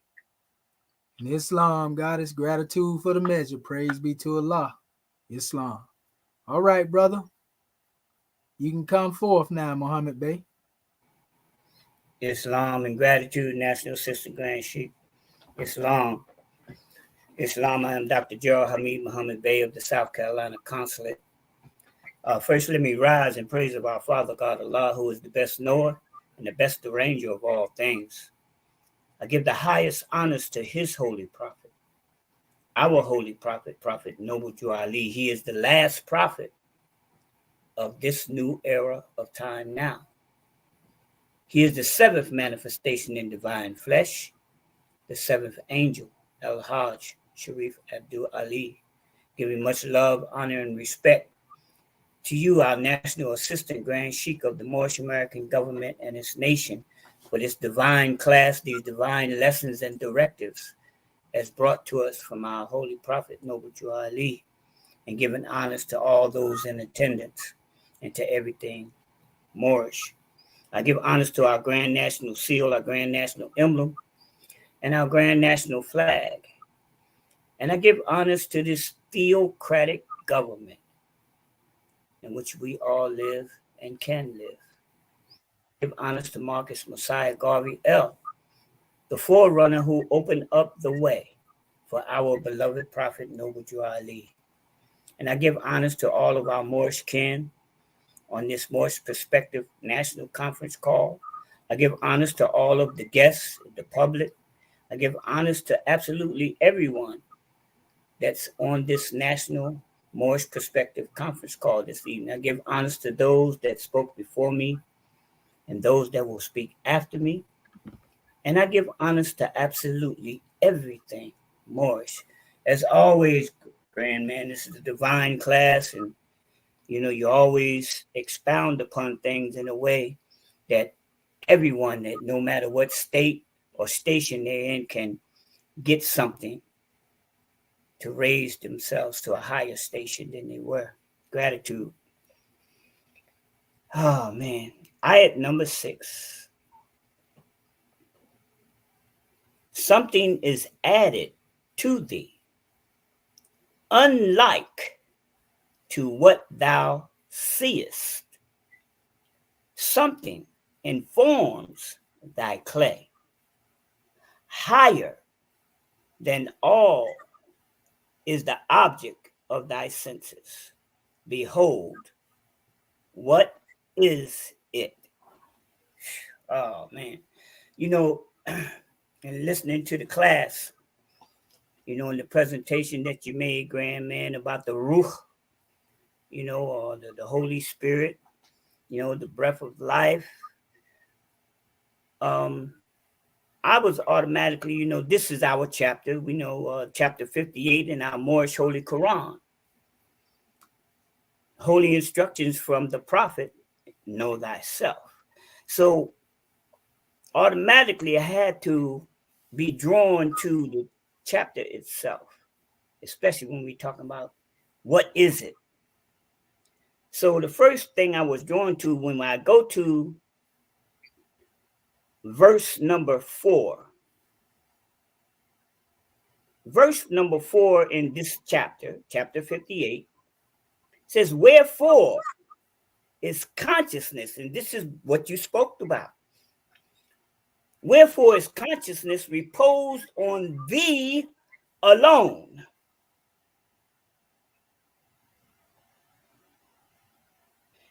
So the ayat says something is added to thee. In other words, right, ayat 6 is making a distinction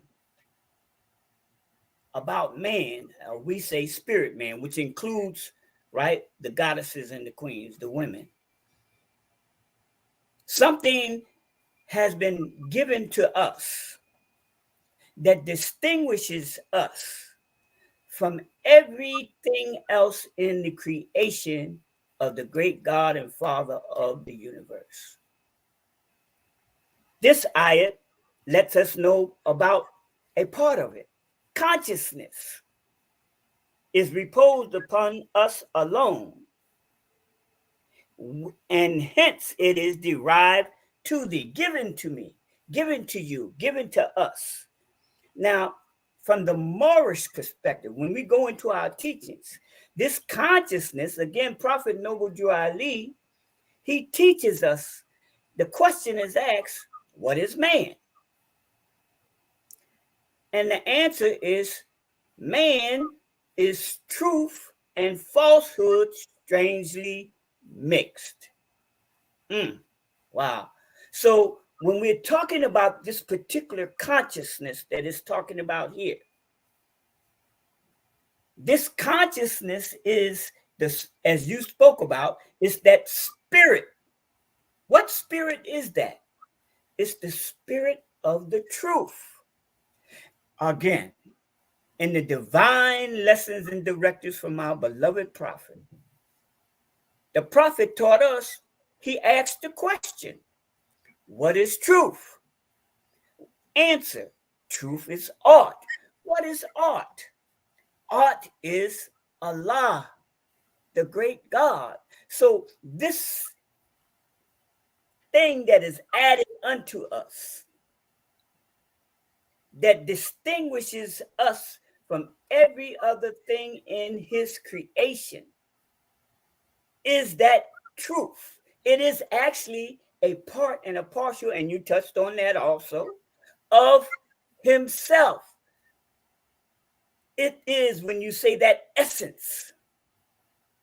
Because when you close your eyes, if you close your eyes right now, whoever, wherever you are, you close your eyes right now and imagine yourself in your favorite place. So once you realize that you are there. Ask yourself what was there, because your body was still where you presently are. This is that spirit, that essence that is beyond the flesh. This is a grand class. And then I want to let the Moors come in. Then it says, right, in the very next ayat, it says, it is not in the flesh to think, or in the bones to reason. So I have to ask myself, well, man, what is it in me that thinks? And we know thinking is the essence of consciousness. So again, we're going back to what? That spirit of the truth, that spirit of the essence of life, the holy breath, as you read about the Ruhul Qudus, the holy presence. One last verse. Jumping down, I think it was, something. Was it? No, that was. Oh, ayat number 9, same chapter. Allah formed thee as he formed these. After them all were thou created. Here's the key, family. Superiority and command were given to thee over all. And of his own breath did he communicate to thee the principle of knowledge. Islam, Islam, Islam. All in all, we are a part and a partial. We are spirit beings in the temple of the body, in the temple of matter, in this house of matter, having an experience on this plane of matter. And our whole purpose is to unfold and evolve, to become one with that essence, with that truth that's within each and every one of us. Let me stop running my beat. Islam and gratitude, grand man. This is a grand magnanimous class. Thanks for letting me share. Peace and love. And Islam and gratitude, brother, for your attentiveness. And also reiterating the premises. We give honors to you, the premise. We give honor to you, grand man, for that drawing. Praise be to Allah. Well, all right. Is there any other more who would like to come forth and give their portion? We still got a few more minutes before we call on the officials.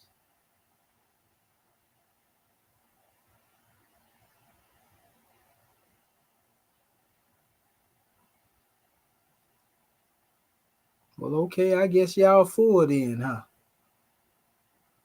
But we want to give honors to all of our Moorish kin for listening in. We want to give honors to our family out there in Moorish America, all of y'all that's coming forth, weekly, even during the late night library sessions that I demonstrate. Our beloved brother Born Dog, Charles War L, Cobb Ma'at, we give honors to you, creator of the boundless universe. These are regulars here showing up every time we demonstrate. I want to give honors to all of you brothers and sisters, even the one that come up and speak now and then. Miles Bay, brother C Mac, Archie Thomas, want to give honors to you and say to those who are watching, be sure to hit that like, share, and subscribe, so we can get these lessons out to y'all. I'm telling you, this is not ordinary.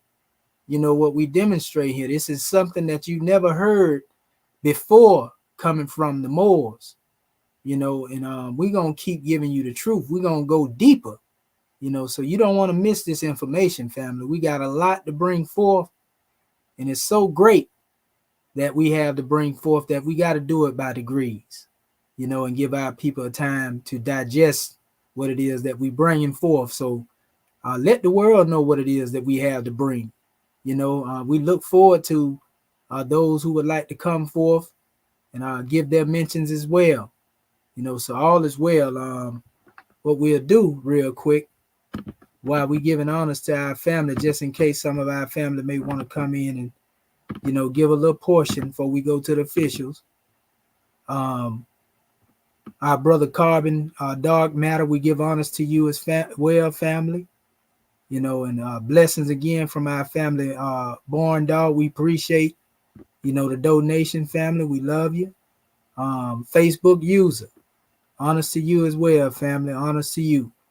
Yeah, it's just a grand drawing to know who we are, and we're trying to take our people beyond, thinking that the supreme being don't exist because they can't see him, because he has always manifested himself, literally, figuratively, also spiritually. We just have to have the eyes to see, because even if he's son of God, man, or God, woman for that matter, to manifest a teaching to most of our people right now, we see the mindset they will be on. Though you have those who claim they may be waiting on the fifth Buddha, or those who may be waiting on, Yehoshua, the Messiah, or those who claim to be waiting on the Mahdi, the rightly guided one. If these particular ones were to come back, most of those who claim to be awaiting them will be their opposition. That's just being honest with you, looking at the vibration in which people are, so carnal and material in their thought pattern. We put a measure out there in the media recently where we was looking at them ones, having a meeting, with a particular president, over there in the East that been stirring up the ethers. And they asked that one basically, was he going to hasten the coming of the Mashiach?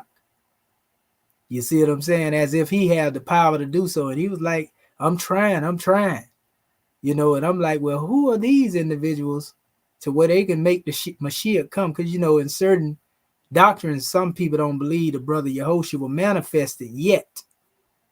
They believe that the Yehoshua that was manifested was weak. So he couldn't be the real Yehoshua. He had to manifest in a new time. He's supposed to be, pretty much dropping bodies or whatever. This is what they believe. This is the carnal mindset, of men. And this is why I say, if these particular eschatological, figures of eschatology, so to speak, were to show up, they wouldn't welcome these ones. They would be the main ones fighting them. Because if we see a brother or sister that raise up and be upright right now in our presence, the first thing you got somebody want to do, they want to attack them. They want to bite into them to see how real they are. They want to test them. And they can be sincere in the work that they have been called to do. They could be showing that they are striving to be their higher self. And you will have those who would want to pull them in the low.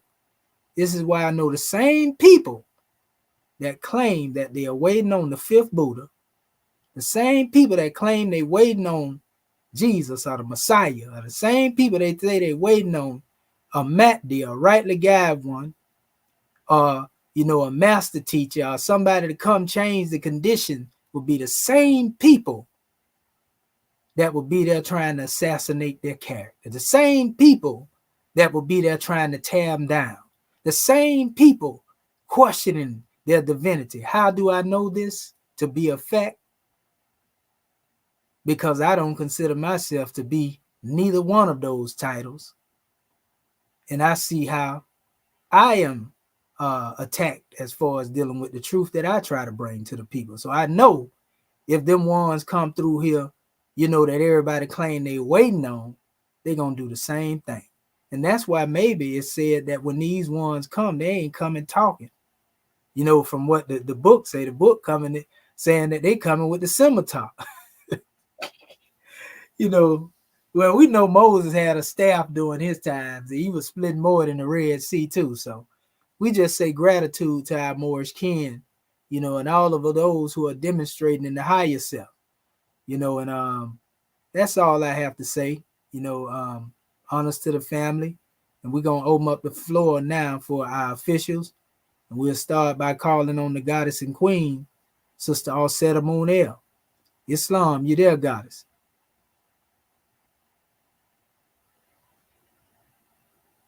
Islam. Islam, sister. gratitude.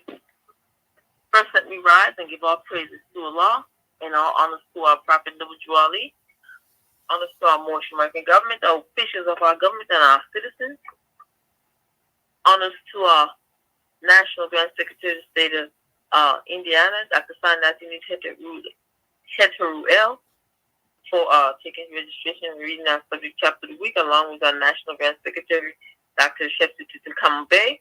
His law, both of them. Honors to you both. And honors to you, our National Assistant Grand Sheik of Moorish America, Dr. Shadu Media Muhajir Shepsuel, for opening our conference call to law and bringing forth a grand Moorish perspective this evening. Praise the Lord.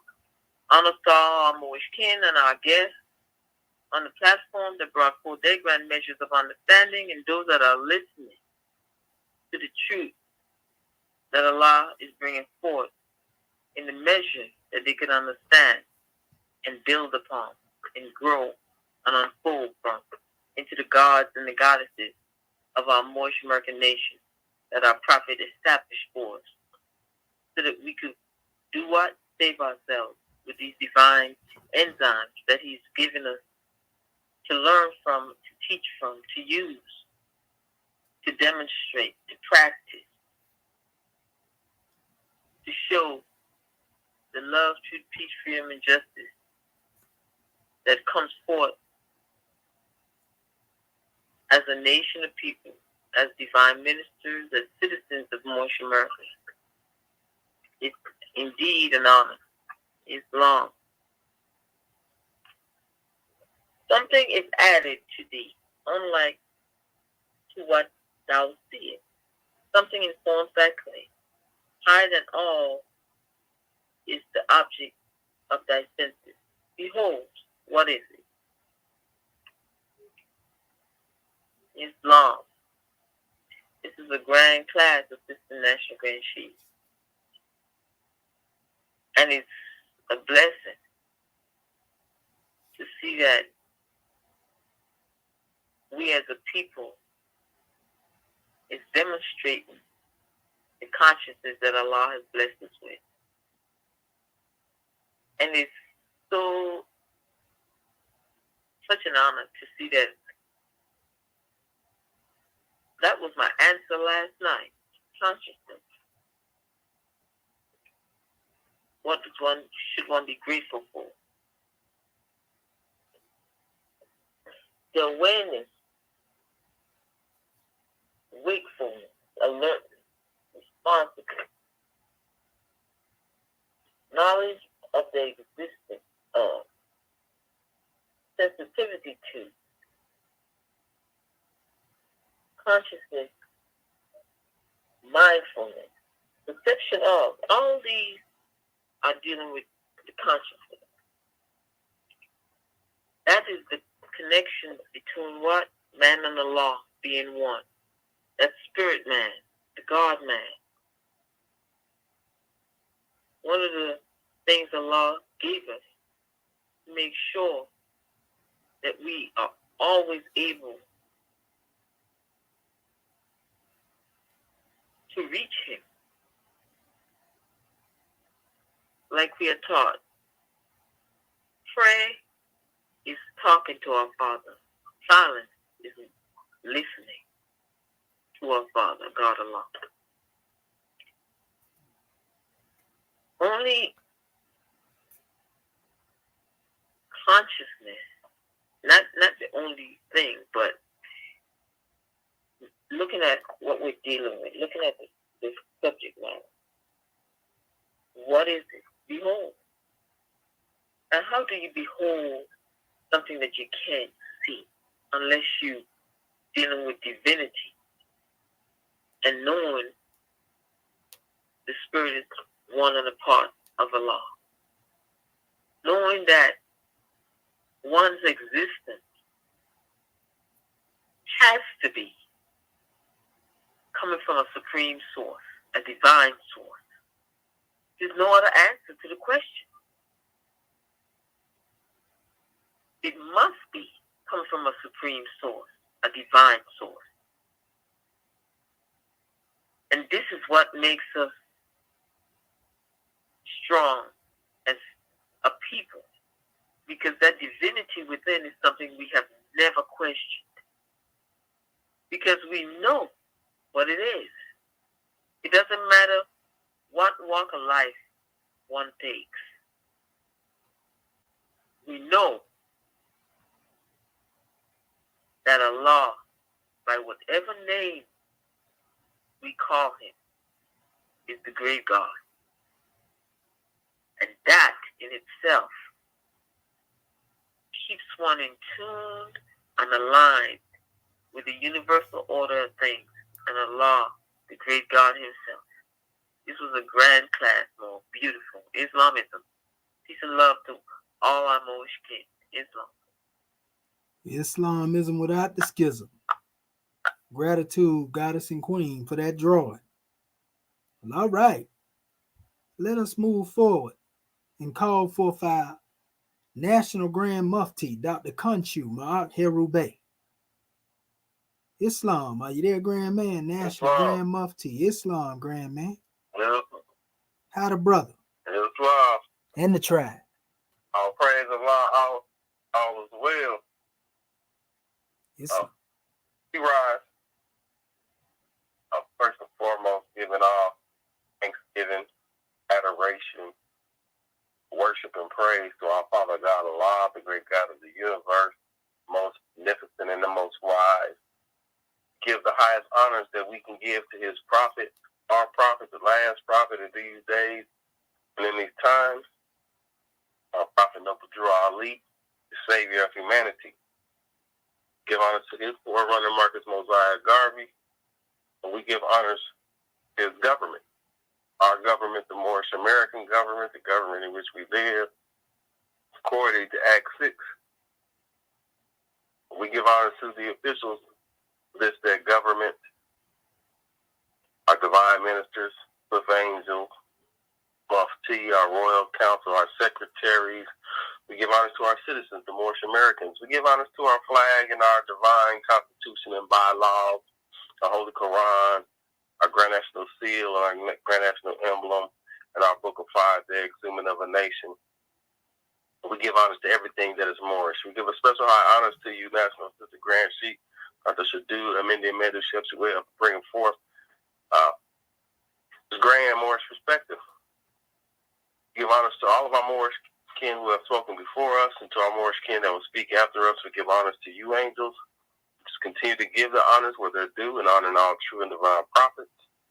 Yes, we give honors to our ancestors as they have come before us, leading the way. And we are them today without doubt or contradiction, because no one has the power to change man from his descent nature. And praise Allah for you in the class this evening. Something is added to thee, unlike to what thou seest. Something informs by play. Higher than all is the object of thy senses. Behold, what is it? And, it's one thing, our Prophet Noble Drew Ali always expressed to us is that, we need to think. If he could just get us to thinking, we would save ourselves. Use the five senses, those who are able to do so. Spend your time in the library, 2 hours in the library, you can study, and you'll get the answers to who we are as a people. He was always bringing forth a thought pattern of to think. And I look at that connected to the question, what is it that, is inside of one that it makes one different, and it's the thought. We know that the spirit is from which emanates every single last one of us as being a part of the life of Allah. But Allah tells us that we would just we come from the heart of Allah, or the thought of Allah, and was planted into the soil of soul. And then we grew apace, until as that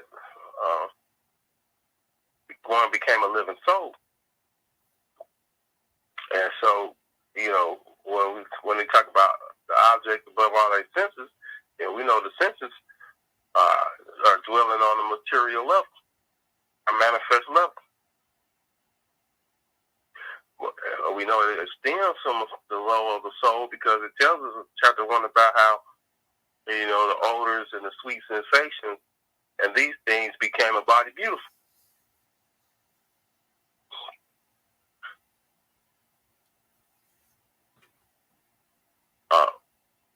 So when we take a look at that, when we take a look once again at what our prophets are continuing to try to really press into our mind pattern is that just as we are the thought of Allah, man, we are man and man is thinker.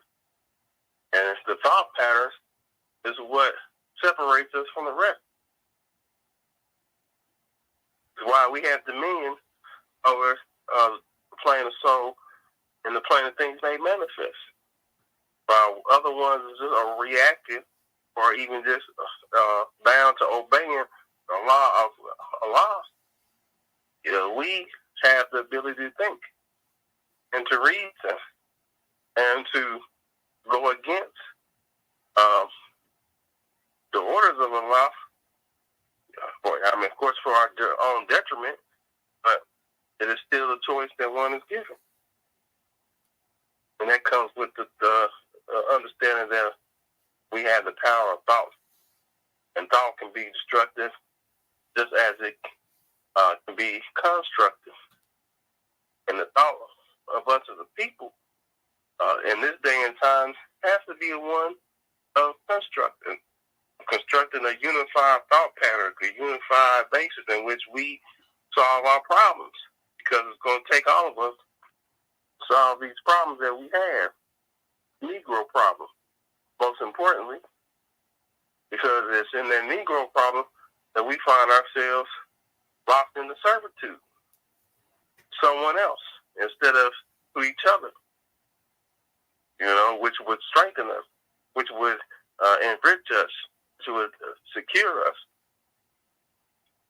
It is only us who choose not to stick together with each other in a sense of better our condition. Everybody else is quick to rally together, for the plight of their people, or whether it be their nation or whether it be their families. But we are the only ones that look to others to handle our affairs. And we cannot continue to do that. We must use the thought pattern when we have been given what is what's in us, that thought, to solve those problems. And all will be well. It's really that simple.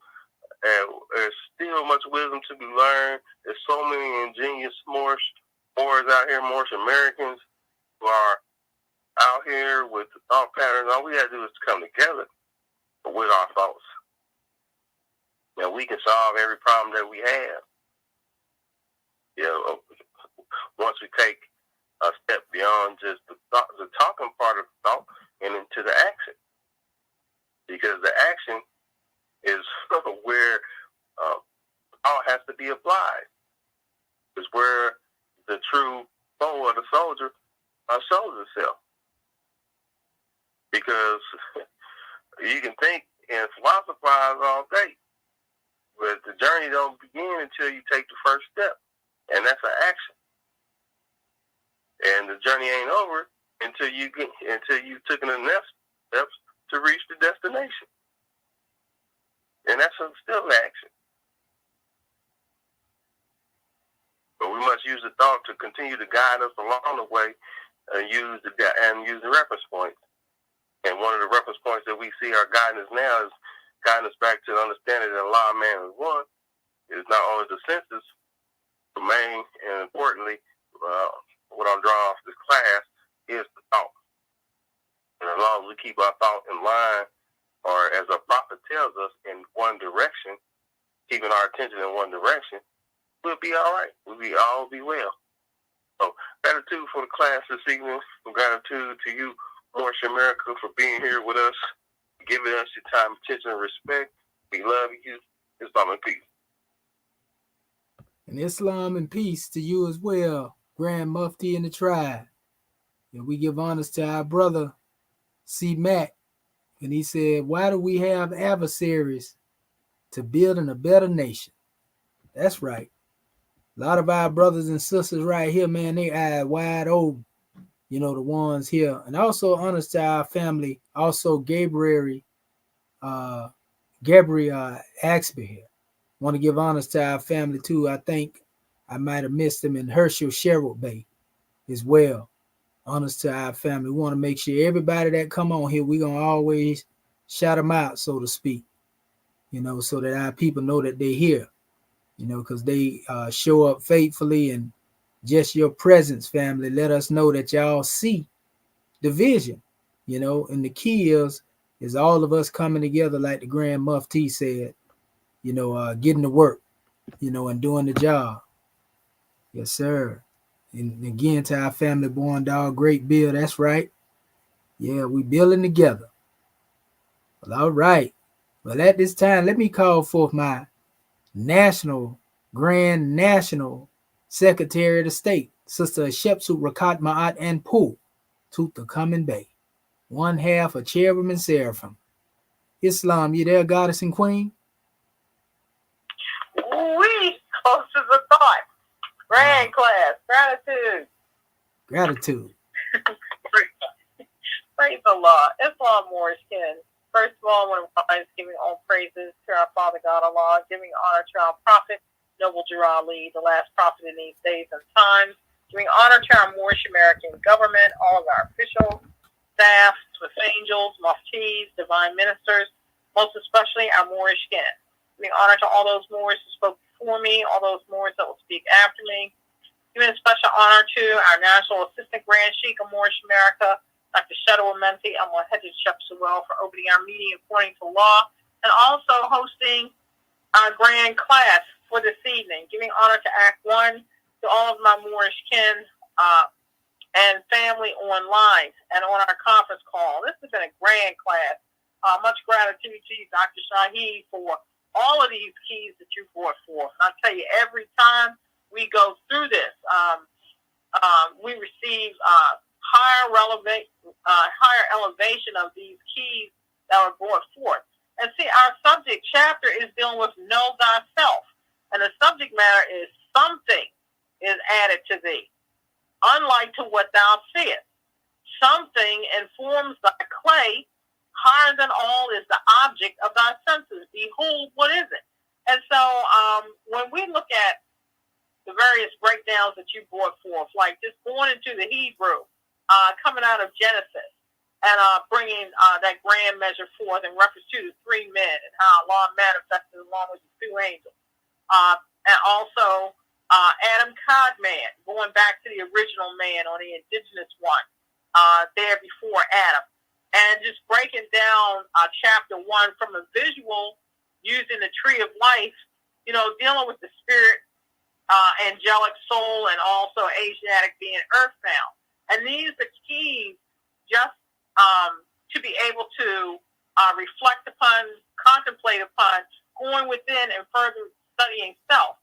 And when you were speaking about the divine anatomy of Allah, when we're dealing with the arm, leg, arm, head, if your arms, as opposed to stretching out, being of assistance to your brother or sister, if you want to use it to steal or tear down a fight, you know, that's going to be an indicator to the Creator. You don't have to open your mouth to say anything. When it comes down to your legs, if they're traveling paths that you know are not of a benefit, you know, walking to and into hellacious conditions, your legs are going to be indicators as far as you being out of order.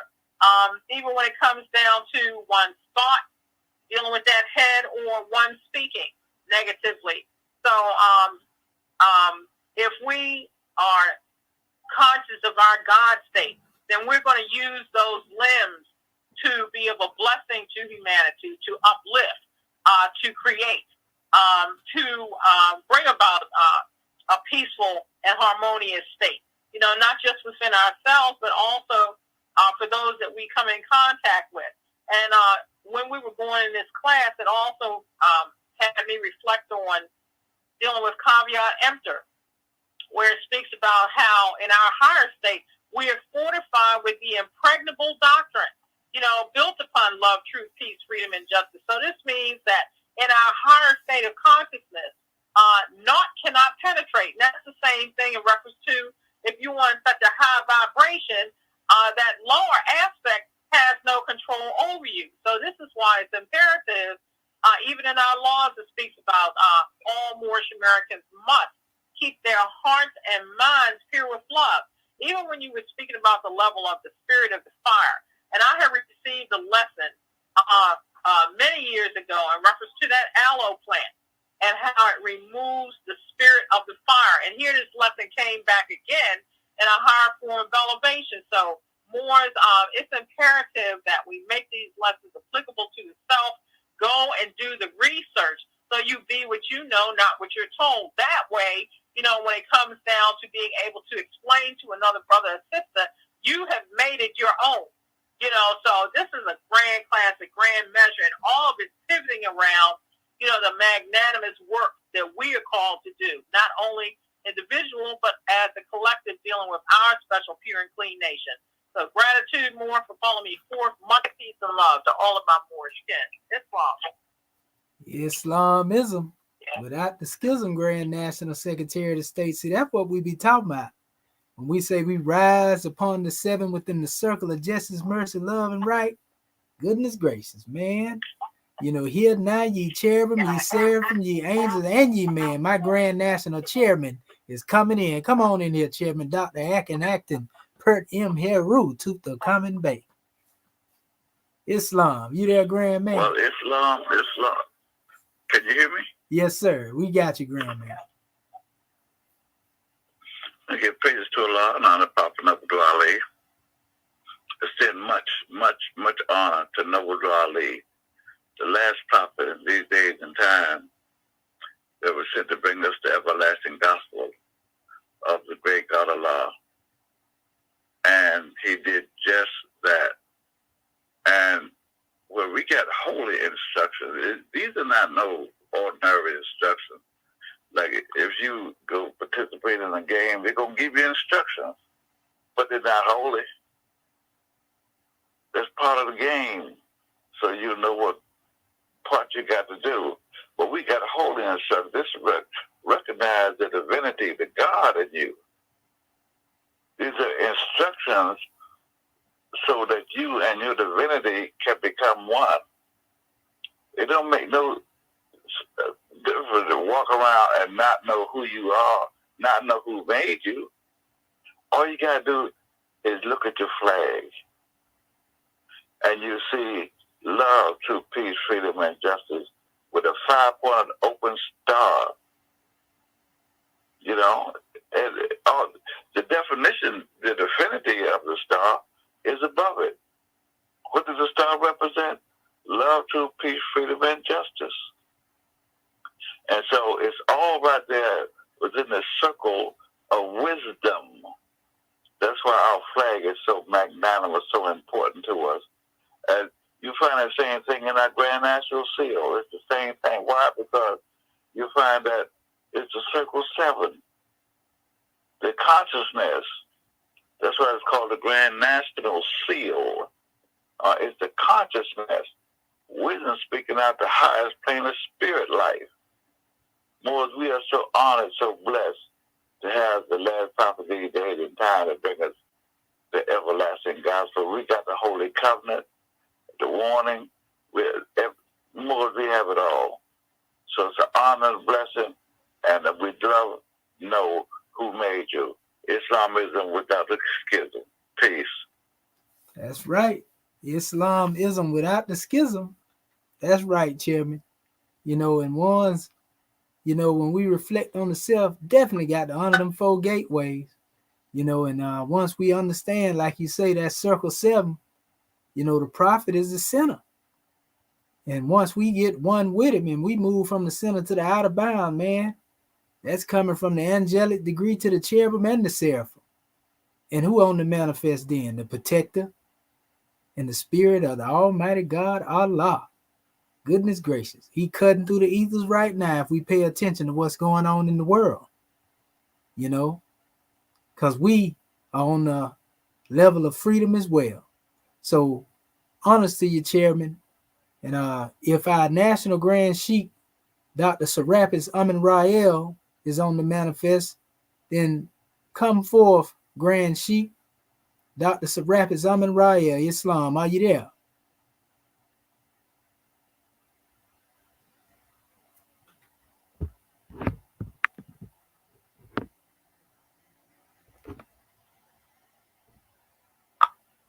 We know our Sheik be having a few measures with his phone. So if you're speaking, Sheik, we can't hear you.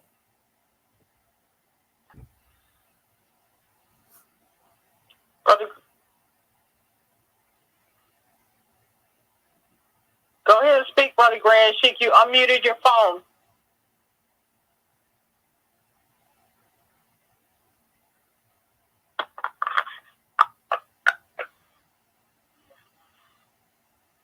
Brother Grand Sheik, hit the *6 button again, because we still can't hear you.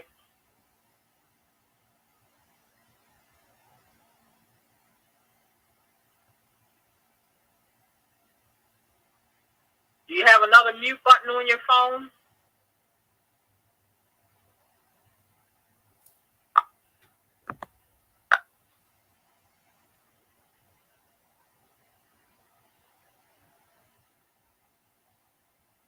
We still can't hear you, Brother Grand Sheik. It looks like it's muted back up.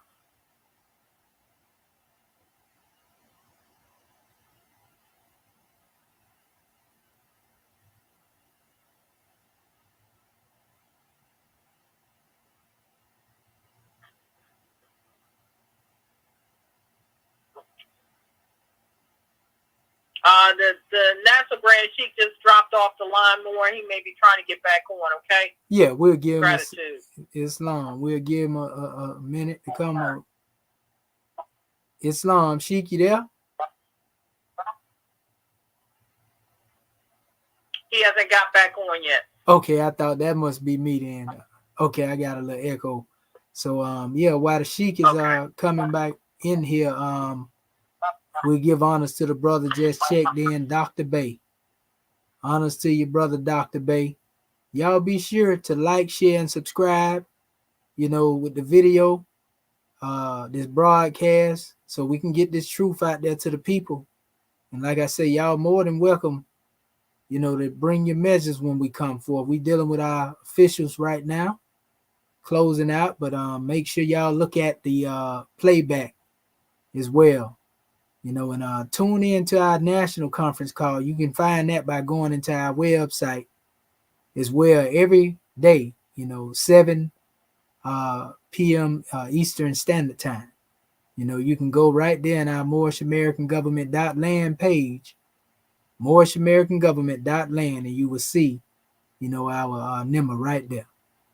So, gratitude, family.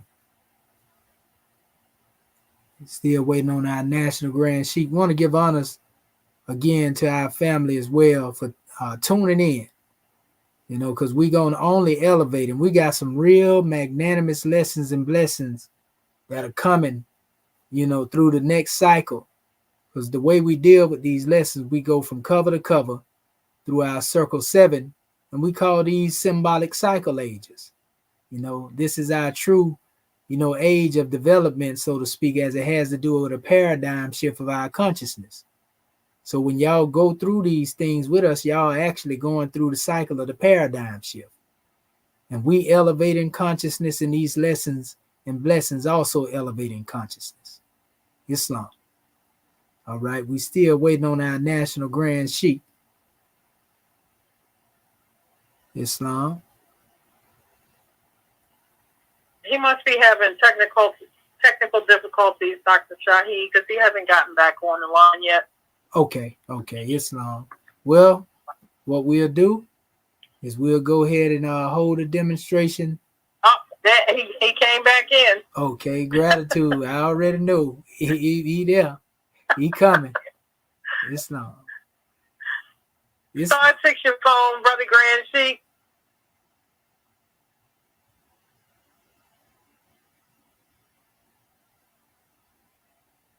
How's that? Praise the Lord. Yeah, we can hear you now, Islam, Grandman. Allah do praise. Islam, North America. Ooh-wee. Always try to keep us away from our family. It ain't going to happen. Praise Allah once again on this holy and divine day. In the humble, submissive way, we give up Father Allah grand praise, adoration, thanksgiving, and definitely glory for giving us another opportunity to express his story. We give Prophet Noble Jew Ali the highest honor for bringing us these degrees of self-initiation and the understanding of ourselves as being in the form of our Father God Allah as a people. We give honors to our Assistant Grand Sheikh this evening for this powerful class, and also those who rotated with him and gave us a very, very powerful measure of understanding. And in regard to that, I was listening as a powerful lesson that the Moors be speaking on, and it's called Know Thyself. And in the context of saying Know Thyself, it talks about how one, O thou who art enormous with the beauty of truth, and have fixed thy heart in simplicity of a charge. It tells us to hold fast thy fidelity unto her and forsake her not. It says the constancy of thy virtue shall crown thee with honor. This is where we rise to the God status and being in tune with the apparatus of love. We have to spin everything or bring everything into this existence from love. From the point of love, we look at truth, and truth is what guides us along the way of being ourselves and giving us opportunity to be in accord with our people. We call that peace, the peace mind.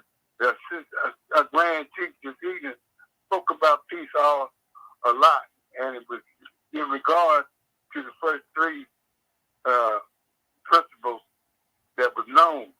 And in the context of that, we see the freedom point giving us the level of giving us a chance to rectify or correct everything that's been done in law. We have the power to correct and to drive our thinking in regard to how we live our life as people. And in the context of where the prophet gave it to us, this is the only way I know, if you will, because the brother was dead on. Let me use that back ridge. It was spot on. It's giving us these lessons and the blessings that he brought to us from his Father God Allah, our Father God Allah. And so as a nation of people, we're no longer in the dead thought, no longer in the dead no. We brought everything that Prophet Noble Jew Ali brought. And justice is the key. Being able to bring back that justice is definitely an understanding about us being ourselves a pure and clean nation. Praise the Lord. Thank you, Grand Chief, for filling us full of that wonderful bread of thought this evening. And to all the more that participated in this conference call. It's fine. January 15, 1929. The warning from the prophets be read in every meeting. I hereby inform all citizens they must end all radical, agitated speeches while at work in their homes on the streets. We have a peace and not destruction. Stop flashing your cars to Europeans to cause confusion. Remember, your cars for your salvation. Failure to obey these orders will be a severe consequence. We have to love, truth, peace, freedom, and justice. And when these principles are violated, justice then must take its course. Any citizen, a group of citizens, who hold malicious feelings toward the government or the prophet, or violate the divine covenant of the moral movement, will receive their reward from Allah for their unjust deeds. All true Moors will and must obey the law that laid down to them by the prophet. They lose confidence in their prophet. They should turn in their garden buttons, he's more than determined to pay it, and return to the state where the prophet found you.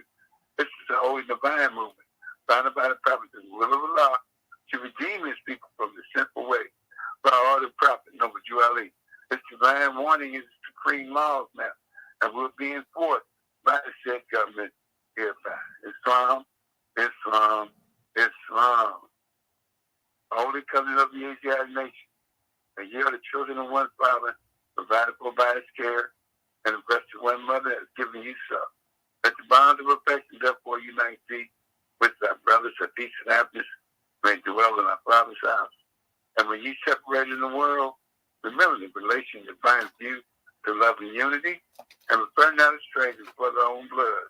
Thy brother's anniversary of 16. If our sisters in trouble forsake her not, so shall the fortunes of our Father contribute to the support of his whole race, and his care be continued to you all in your love to each other.